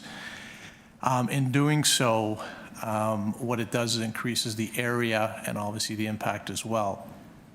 What I've also indicated is on the site plan is that the minute I do move that site further back from the setback, I'm allowed to put permitted to put in windows, which now would alleviate the privacy that we've created in our original design.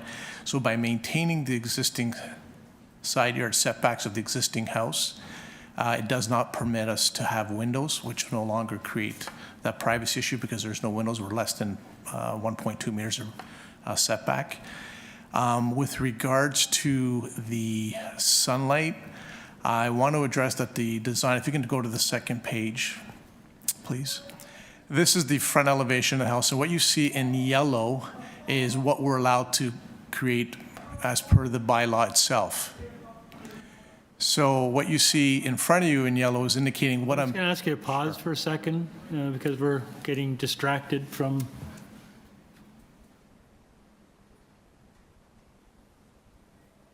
excitement outside.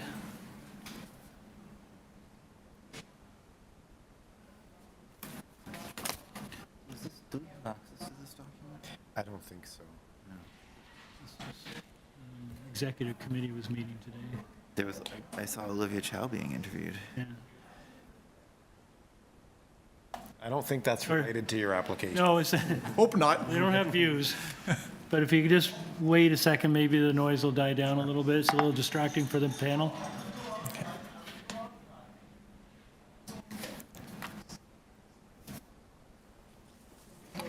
No. Yeah. I'll just put my head out there and say, we will send Sabrina out here if you guys don't be quiet.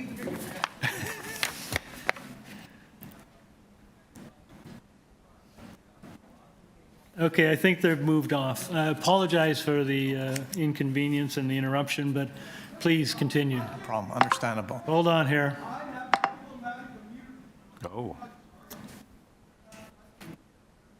It sounds like there's a, I don't think this is executive The walls committee. are very insulated here. Yeah, maybe we should. All right, let's just try and plow through, Maybe we sir. should So put if you feel uncomfortable and you want to stop, please do. No, I'm good. Okay. Good. I'm further away than the glass than you gentlemen are. Okay. So what you see in front of you, the application, I just wanted to pinpoint the front elevation, and this is really to address the letter of opposition from 433. So what you see in yellow is I've indicated what we're permitted by the bylaw of 10 meters, and this indicates that we are keeping within the bylaw by quite a bit. Not only that, the idea of this front elevation is to also maintain the streetscape throughout. When you look at the roof line, we have minimized the roof and we've increased the slope so that the sun pattern does allow, or does not affect the neighboring, but it does allow the sun to transfer through. If you can go back to the first slide, there are two images that you see at the bottom right-hand corner. Number one, it shows the rear of the yard showing the trees along the side of the property that are approximately 20 feet right now. So the reality is if there's any impact from our building, it's going to be the same height. Then the trees right now are impacting the sunlight in his backyard. Secondly, if you can just look at the image to the left where the car is in, I'm just showing you the sun height. This was probably taken at about 1 o'clock in the afternoon yesterday, and you can see that there's really no disruption in terms of the height of it. And this is taken in the winter, meaning that the sun is at the lowest point during the winter. So the impact of the sun into the neighboring property would be mostly affected in the wintertime because of the low rise of the sun, but here it indicates that it's really not impacting the neighboring property. If we can go to slide number 3, please. Okay. So I've taken the liberty of taking the side elevation facing 433, and I'm indicating a couple things here. Number one, in gray are that is the proposal that you see in front of you. What you see in yellow to the rear and to the top is what I'm permittable to do according to the zoning bylaws. So I'm actually able to go higher and further back, and we have not done that. We're respecting building length, so it doesn't impact the neighboring properties on both sides.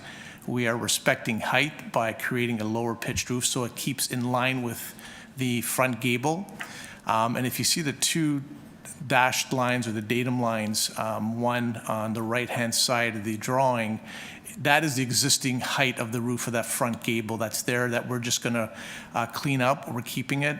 And the second line to the left is the new roof line. So the difference between the peak and what we're adding is roughly approximately 2 feet or 0.61 meters in height, nowhere near what we can do. Saying that, if we were to use a 1.2 meter setback as per the zoning bylaw, it'll allow me to go further back, which I think would be more impactful. And also it can introduce windows. And if you look at the windows in red, there's the ability to create 3 windows at a 1.2 meter setback, which would now, and this is by building code, I don't need zoning approvals for that, impacting the neighbor. And we've selected to not impact the neighbor by not allowing those windows and keeping in line with the building, keeping the height down so it doesn't impact the neighbor either to the south or to the north. We know that the neighborhood is a very sensitive neighborhood. You heard school today earlier, and we're not trying to disrupt the neighborhood or the neighbors, what we're proposing, and keeping it in line. So saying that, we look at the 3 variances seen in front of you, and we do meet the 4 tests. It is minor in terms of what we're requesting. It is desirable with the development area, and it keeps within the zoning bylaws itself, and is obviously in the intent of the official plan. And we ask that you move forward and approve this application. Great. Thank you, sir. Any questions? No? Do we have a speaker? Okay, I'll wait till after. Through you, Mr. Chair, we'll unmute the owner at 433 Arlington Avenue. Oh, hi. I'm Alexander Mansfield, and I'm the owner at 433 Arlington Avenue. Okay, sir. You have 5 minutes. Thank you. So I'm the owner just along the north side of the property, and I have significant concerns about variances 1 and 2 that are proposed. So the first one being the permitted floor space is going above the bylaw. They're requesting 0.84 versus 0.8, and also their setback will be reduced to 0.8 meters from 1.2. And the combination of those two things will, as mentioned, I'm concerned it will significantly block the sunlight from the south on my property and limit airflow, and also affect privacy and overtower basically my property. And I think the impact will be more significant as well because it's I have a garden back there. It's not a wall of a house. It's a garden with trees and other plants and fruit trees, and so that'll increase the impact as well.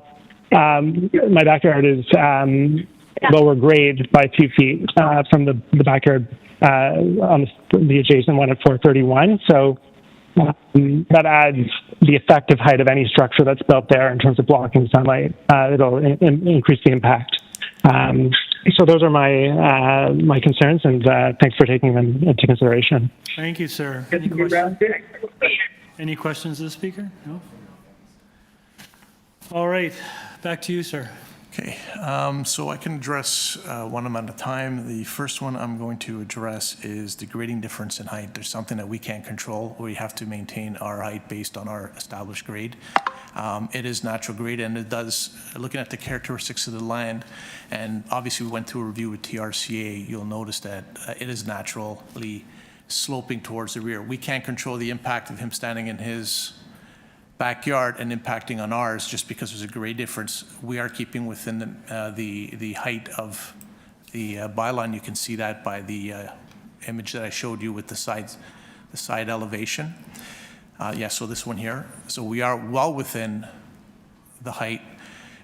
Saying that with regards to privacy, we've purposely not put any windows in the side elevation and maintaining the existing side yard setback. It's the characteristic of that neighborhood where the side setbacks are the same.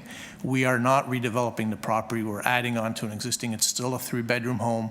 We're just adding square footage. So the way this was designed was tactfully, so there is no impact on the neighboring property with no windows. They're gonna, from a perspective of them seeing up, they would see us, the wall, but we wouldn't be able to see into the property, so there's no impact. And just the height itself is minimized to what's there existing. The property to the south, if you take a look at the site plan, if I may, go to page 101, you'll notice that it shows the characteristics of the two adjacent properties, and you can see that the property setbacks on both the property to the north and the south are pretty much in line with what they're keeping their original. We're not changing it. The property, on our subject property, the house is actually skewed a little bit from the front to the back in terms of parallelness to the property lines, and that's what's created that bit of a variance as well. Okay. So we think it's less impactful to go longer, keep it shorter, less impactful to not put windows in than to be able to put windows in. In looking at the square footages, I did a quick little calculation that if we went back the full 17 meters, we would be asking, and set back at 1.2 meters, we'd be able to get an extra 218 square feet, or 20 square meters more in square footage. And we're not choosing to do that. We're choosing to develop something that's in keeping and less impactful. Okay. I addressed those. Great, thank you, sir. Any questions, panel? Peter or Dylan? Just confirming, even with this addition, you're not going back as far as the house to the south of you, right? Correct. Yeah, so you're not even going as far as the... No. If you go to the side elevation, it'll actually tell you the measurement. We can go, I believe it's another meter and a half, maybe a little bit more. Right. And the side yard setbacks, you're simply continuing the existing Correct. house, right? Okay, thank you. You're welcome. Anything else? I have no questions, so we'll take this into committee. It's quite a reasonable application. I'm happy to take this on. Sure. Yeah, so, I mean, honestly, it's a very thoughtful application. They're keeping the front appearance. It's well within, as the applicant said, the length and depth and height, spaces. The variance for floor space index is incredibly small. It's almost non-existent. It's really, really minor. The other ones are basically just a continuing of existing conditions. So I think this is overall really, really minor and completely reasonable, and I move that we approve these variances. Okay, motion. Oh, and I also wanted to say, in terms of privacy, I noted that the upper floor balcony is actually set back considerably, so I don't think that privacy screens are necessary. Agreed. Motion by Dylan to approve, no conditions, seconded by Peter. I'd just like to add the late materials you submitted were really helpful in understanding what you're proposing versus what is permitted, so thanks. Yeah. If you only submitted them on time. Seconded by Peter, all in favor? You have your approval, sir. Thank you very much. Have a great night. Okay, item number 35. Oh, pardon me, 34. Beg your pardon. 34. 126 MACDONELL Avenue. This is an application to construct a one-story detached garage in the rear yard abutting the private laneway. The committee has before it a copy of plan of survey, site plan, floor plans, and elevation, 6 photographs of trees on the subject property. That's Through you, Mr. Chair, we have the agent online, no registered speakers for this item. okay. Good afternoon, sir. Hi, my name's Kristen Sachs. My address is 109 Cedar Valley View Road. I'm filling in for the designer as he is traveling the world today. So, yes, thank you. We are asking for a reduction in green space in the backyard on this proposal. Okay, you can appreciate that, you know, when you see a low landscaping number like that, it gets the committee's attention. So maybe you could just give us an explanation.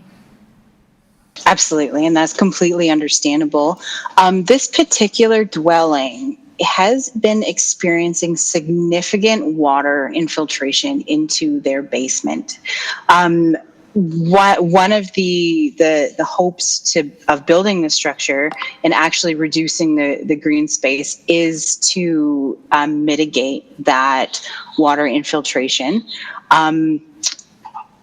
Now, the space between the dwelling and the proposed garage, there is an existing concrete pad that we would be adding decking to. And on either side of that concrete pad, we are offering up a small amount of green space. So, Okay, Dylan? can I just ask a couple of questions here? Of course. So first of all, this deck is new, is that correct? The decking, yes, the decking is. It is being placed again on existing concrete. Right. So I'm wondering if that should be in the purpose of application because it is directly related to the variance. Absolutely. The purpose of application is currently just the garage, but it seems like you're building a new deck as well. I don't know, Sabrina, maybe you can. Yeah. Through you, Mr. Chair. Yes, we can say that they will be constructing a new deck above the concrete pad in the rear. Okay, thanks. And then I guess the second question is the 6% actually an increase because there's currently no soft landscaping at the back, or is there already some soft landscaping at the back? Currently, where the garage is proposed is soft landscaping between the back of the dwelling and out to the private right-of-way. Okay, so that's currently soft landscaping, and what you're building over is the entirety of the existing soft landscaping, and all we're left with is the concrete pad plus a little small planter. Is that correct? Yeah, exactly. And again, I mean, our hope is that this is going to mitigate the water infiltration into the dwelling. Right. Okay. So I would just posit that if you're having water infiltration issues, the worst thing you can do is have a lot of coverage over your land and concrete in your backyard. If you're going to be putting a deck there anyways, why wouldn't you just lift the concrete and you can have a deck, but at least the water would be able to go through and properly into the ground? Yes, that is a solution that we are willing to change on our proposal here. Okay. Good. All right. All right, any other questions? Okay, let's take this into committee. I think it's pretty hard for us to approve 3.6% soft landscaping, so the only way around this, I think, is to have them pull the concrete. I mean, I'm fine with the deck being on top because the water will go through. Yeah. What do you guys think? No, I agree. Yeah, the 6 is extremely low. But I understand it's a constrained yard, and to your point, I agree that this will probably help rectify some of their water issues, right? Okay, do you want to make a motion, Peter? Sure, I'll move that we approve the application, but with the condition that the area under the rear yard deck, I guess we'll call it, yeah, under the area underneath the wood deck in the rear yard be of permeable be Yeah. permeable.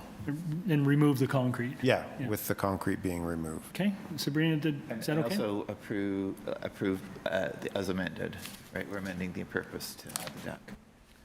Yes. Yes, thank you, with the amended purpose. Okay, motion by Peter to that effect. Dylan, you second that? All in favor? That application with those conditions are approved. On to item number 35, 167 Wolverley Boulevard. This is an application to alter the existing two-story semi-detached dwelling by enclosing the front porch for habitable. Seems to be a front porch day today. Yeah, no way. Patios and front porches. Committee has before a copy of plan of survey, site plan, floor plans, and elevations, 5 photographs of trees on the subject property, staff report from community planning, and correspondence and support from 173 Wolverley. Through you, Mr. Chair, we have the agent here in person, no registered speaker. You are back, sir. I'm back. It's You are going to get cast as being the front porch enclosure guy. I hope not. Too late. It's too late. Okay, for the record, name and address? Jason Kiefer, 496 St. James Street, London. Okay, so I don't think we're going to need a presentation on this one. Appreciate you coming down. Is any questions on this one? No. We don't have any questions. Is there anything you'd like to add before we take it into committee? No. Okay. Let's take it into committee. Dylan, do you want to take this one? My turn. In addition to it being very standard, this is actually a very small variance, even by comparison to other front porch enclosures, which I think is an added positive. And there's a planning condition. I assume that's okay. Yeah. Yes. So I propose that we approve this variance with the planning condition. Okay. Motion by Dylan to approve, second by Peter. All in favor? You have your approval, sir. Thank you Are very you much. any more today? No more today. Okay. Maybe in a couple months. Okay. Yeah. More porches. Thank you. Move on to item number 36, 37 Vernon Street. This is an application to alter the existing two-story semi-detached dwelling by constructing a rear one-story addition and a deck. Also to construct a new one-story ancillary building, a detached garage in the rear yard abutting the laneway. Committee has before it a copy of plan of survey, site plan, floor plans, and elevations, 3 photographs of the subject property, and correspondence and support from 52 Vernon Street. Through you, Mr. Chair, we have the agent online, no registered speakers. Okay. Good afternoon. Good afternoon. It's Andrew Marshall. I'm at 28 Waxham Road. Pretty standard application. We have a basic tear down a small rear entrance, put a one-story addition and a deck out back. At the same time, we're rebuilding the garage. Okay, yes, very straightforward application. Panel, any questions? No questions. We don't have any questions, sir. Let's take this into committee. Peter? Thanks, Chair. Yeah, as you said, this is very straightforward. Only FSI, and this is just limited to a one-story addition in the back. I can see no negative impact of approving it, so I move approval without condition. Okay, motion by Peter to approve, seconded by Dylan. All in favor? You have your approval. Thank you, sir. Item number 37, 34 Abbott Avenue. This is an application to alter the existing two-story dwelling by constructing a complete third-story addition with a front balcony. Also to enclose the front porch in a habitable space and to construct. You don't want to leave yet. There's another one. Sorry. I'm sorry. Getting stupid today. Also to enclose the front porch in a habitable space and to construct a second-story addition above with a basement walkout. There will be one primary unit and one secondary unit in this dwelling. Committee has before it a copy of plan of survey, site plan, floor plans, and elevations, a revised zoning notice received February 24th, red line zoning notice received March 11th, 4 photographs of the subject property, covering letter from the agent and previous decisions numbers affecting the subject property. We have a staff report from Metrolinx and correspondence and support from 35 Jerome Street. Through you, Mr. Chair, we do have the agent online. We also have one registered speaker at number 36 Abbott Avenue, but they keep joining and unjoining. So Do we know if it's in opposition or support? It's showing as interest. Yeah. All right, But at this time, we'll unmute the agent, and then we'll see if that person joins back again. Mr. Perez. Yeah, hi, good afternoon, committee members, chairman. My name's Eddie Perez. I'm at 537 Rogers Road. I can give you a brief history of this property. Yeah, we can. Eddie, if you could just indulge us by, before you give a presentation, just can you confirm what changes to the variance? Yeah, the new bylaw, the zoning examiner sent us a revised notice saying that the floor index is not needed anymore, so variance number 3 is eliminated. Okay. And that's why we got the revised notice from Nelson, the zoning examiner. Great, thanks. Okay, just an overview of the application, please. We have someone we think wants to speak to this item. Okay, so we'll start off with, the planning has no issues with it. Number 2, it went to committee in about 20 years or 2020. It went for front yard setback because the veranda was underneath, we had a laundry room and storage there as well. So that's why we got approved at that time by somebody else at 3.83 front yard setback. So we're in keeping with that approval back then. And then also in February 2020, they went for a garden suite, which got approved for a rear parking pad. And the reason why we don't want to build to the back is then it would take away the rear parking pad, which was approved at the committee in 2020. And also would get rid of the green, which we have a lot of green in the front, and we already comply with the green. I mean, a lot of green in the back, and we already comply with the green in the front as well. So we're maintaining green in both front and back. And for these reasons, I feel that this submission is very minor in nature. Thank you. Okay. So, Eddie, so is it a laneway suite or garden suite? Sorry, it's a laneway suite. And it's already built? Yeah, it was built. It got approved in 2020, and it's built, I think, shortly after. Okay. All right. It's on the survey showing the existing 2-story stucco dwelling. Gotcha. Okay. All right. We're going to try and see if we can connect with Mr. Vale. Through you, Mr. Chair. John is online. John, I'm here. Can you hear me? Yes, we can. Fantastic. I heard reference to my name or my address earlier, but I've literally just joined for the first time about 5 minutes ago. I appreciate the audience. Okay. Just for the record, sir, your name and address, please. John Vale. My address is 36 Abbott Avenue. Okay, sir. In Toronto. You have 5 minutes, sir. Yeah, I will do my best to be brief. I haven't heard the prior proceedings, but as a neighbor, I'm an interested party. I understand that we could get other neighbors, and I haven't, and no one else has signed up yet, but there's been an expression of interest or concern with respect to changing the character of the property and the street. They want to build a full 3rd story. They want to enclose and extend their front porch. They are reducing the arable space or the green space. And they've also chosen to share, I'm not going to get into a debate, and it may very well be that the entire property, including the laneway house, the green space allocation applies to both. But the laneway house was approved based on the green space being approved for laneway house. Now they're trying to use that same green space for the addition to say that they're not reducing the space, which is ridiculous. Adding a full 3rd story, enclosing the front porch is extending the house almost 6+ feet beyond the other homes on the street. That's concerning. My neighbors have expressed some concern.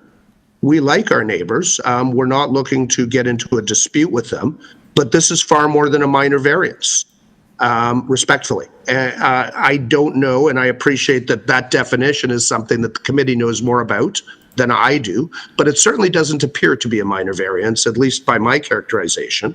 And I and other neighbors have concerns. We suspect the third floor will get approved. We have concerns about the extension in the front.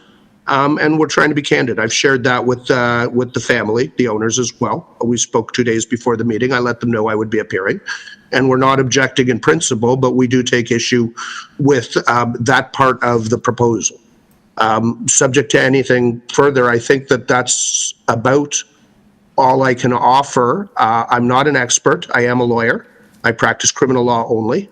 So zoning is an entirely different world for me.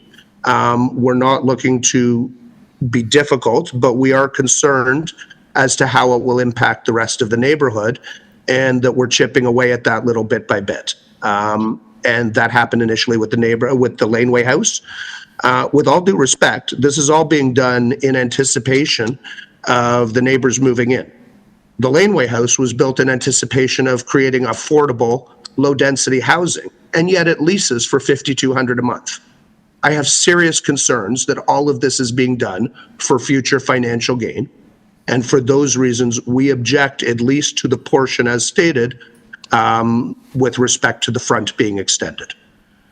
Okay, we will get back to the agent in a moment, but I will just draw to your attention that the committee doesn't have, you talked about green space, the committee doesn't have a variance with respect to front or rear yard landscaping before us. So that the landscaping either complies with the zoning or it is unchanged. That's fair enough. My understanding is that they're going to be extending the stairway because as they enclose the front porch, there's going to be additional structure, but that may not change the allowable permeable space. And I'm not going to dig in on that. I think I've made my views clear. I think all I'm doing is looking to express some of the concerns that I and my neighbors had. So the matter is dealt with in the most effective and reasonable way for everybody going forward. Totally understand. Thank you, sir. Question. Dylan, we have another question for you, sir. Are there specific ways that you feel like these changes will affect your property? Well, myself and my neighbors are concerned with respect to the shadow that it'll cast, the lack of light, the fact that the other property is going to be extending southwards. The sun comes from the east. There's a huge development coming in on Dundas. We're concerned with respect to encroachment and, that it interferes with our reasonable enjoyment of the property in the circumstances. And that the renovations and the proposals can be completed without the extension at the front of the house, respectfully. All right, thank you.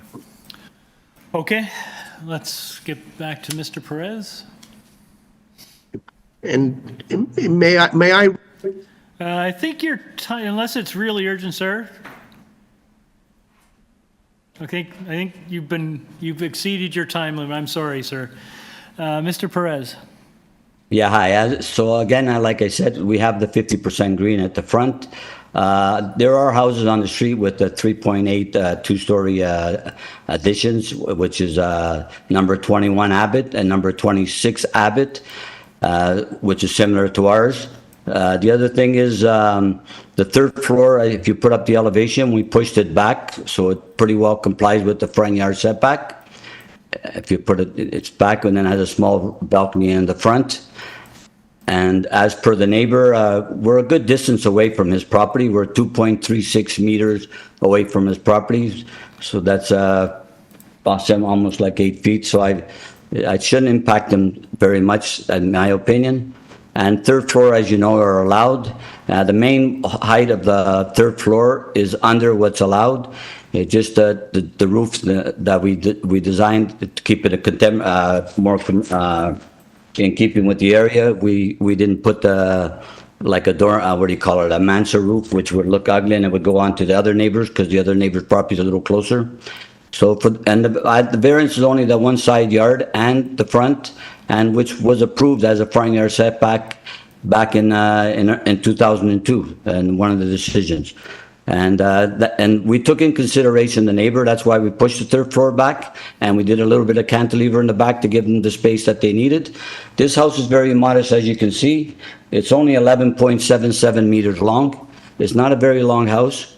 Yeah, it's very in keeping, and there's not many variances, and I feel it keeps with the area, and it's a good house for this lot, and I feel that it meets the 4 tests. Thank you.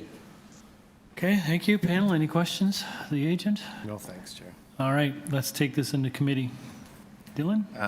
Yeah, so I tend to agree with the agent. I think actually going up is more friendly to the neighbors instead of going out the back. And I note that, in fact, they don't even go as far back as the neighbors at the moment.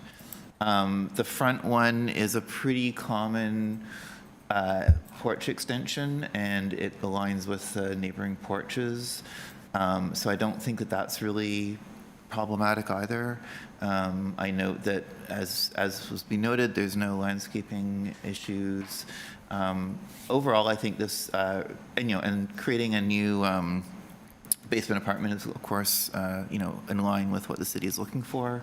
It's great to have that kind of additional rental available. And because of I assume because of the basement apartment, they don't need to worry about the floor area anymore. So overall, it seems honestly like a very reasonable proposal. Really the wall height is the issue, but in a narrow thing like this, you can't really expect the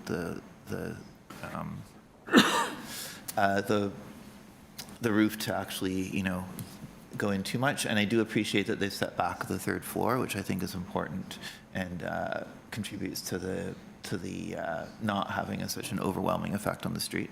So overall, I think that it's been a thoughtful and well-considered proposal. The variances are really quite minor. And I would move that we approve these variances. It does have the Metrolinx warning condition, so we'd add that. Okay. Motion by Dylan to approve, seconded by Peter. All in favor? The application is approved. And Thank you very much. Have a good evening. Thank you, sir. That concludes today's proceedings. We are adjourned at 5:31. Thank you all. Thanks, guys. Thank you.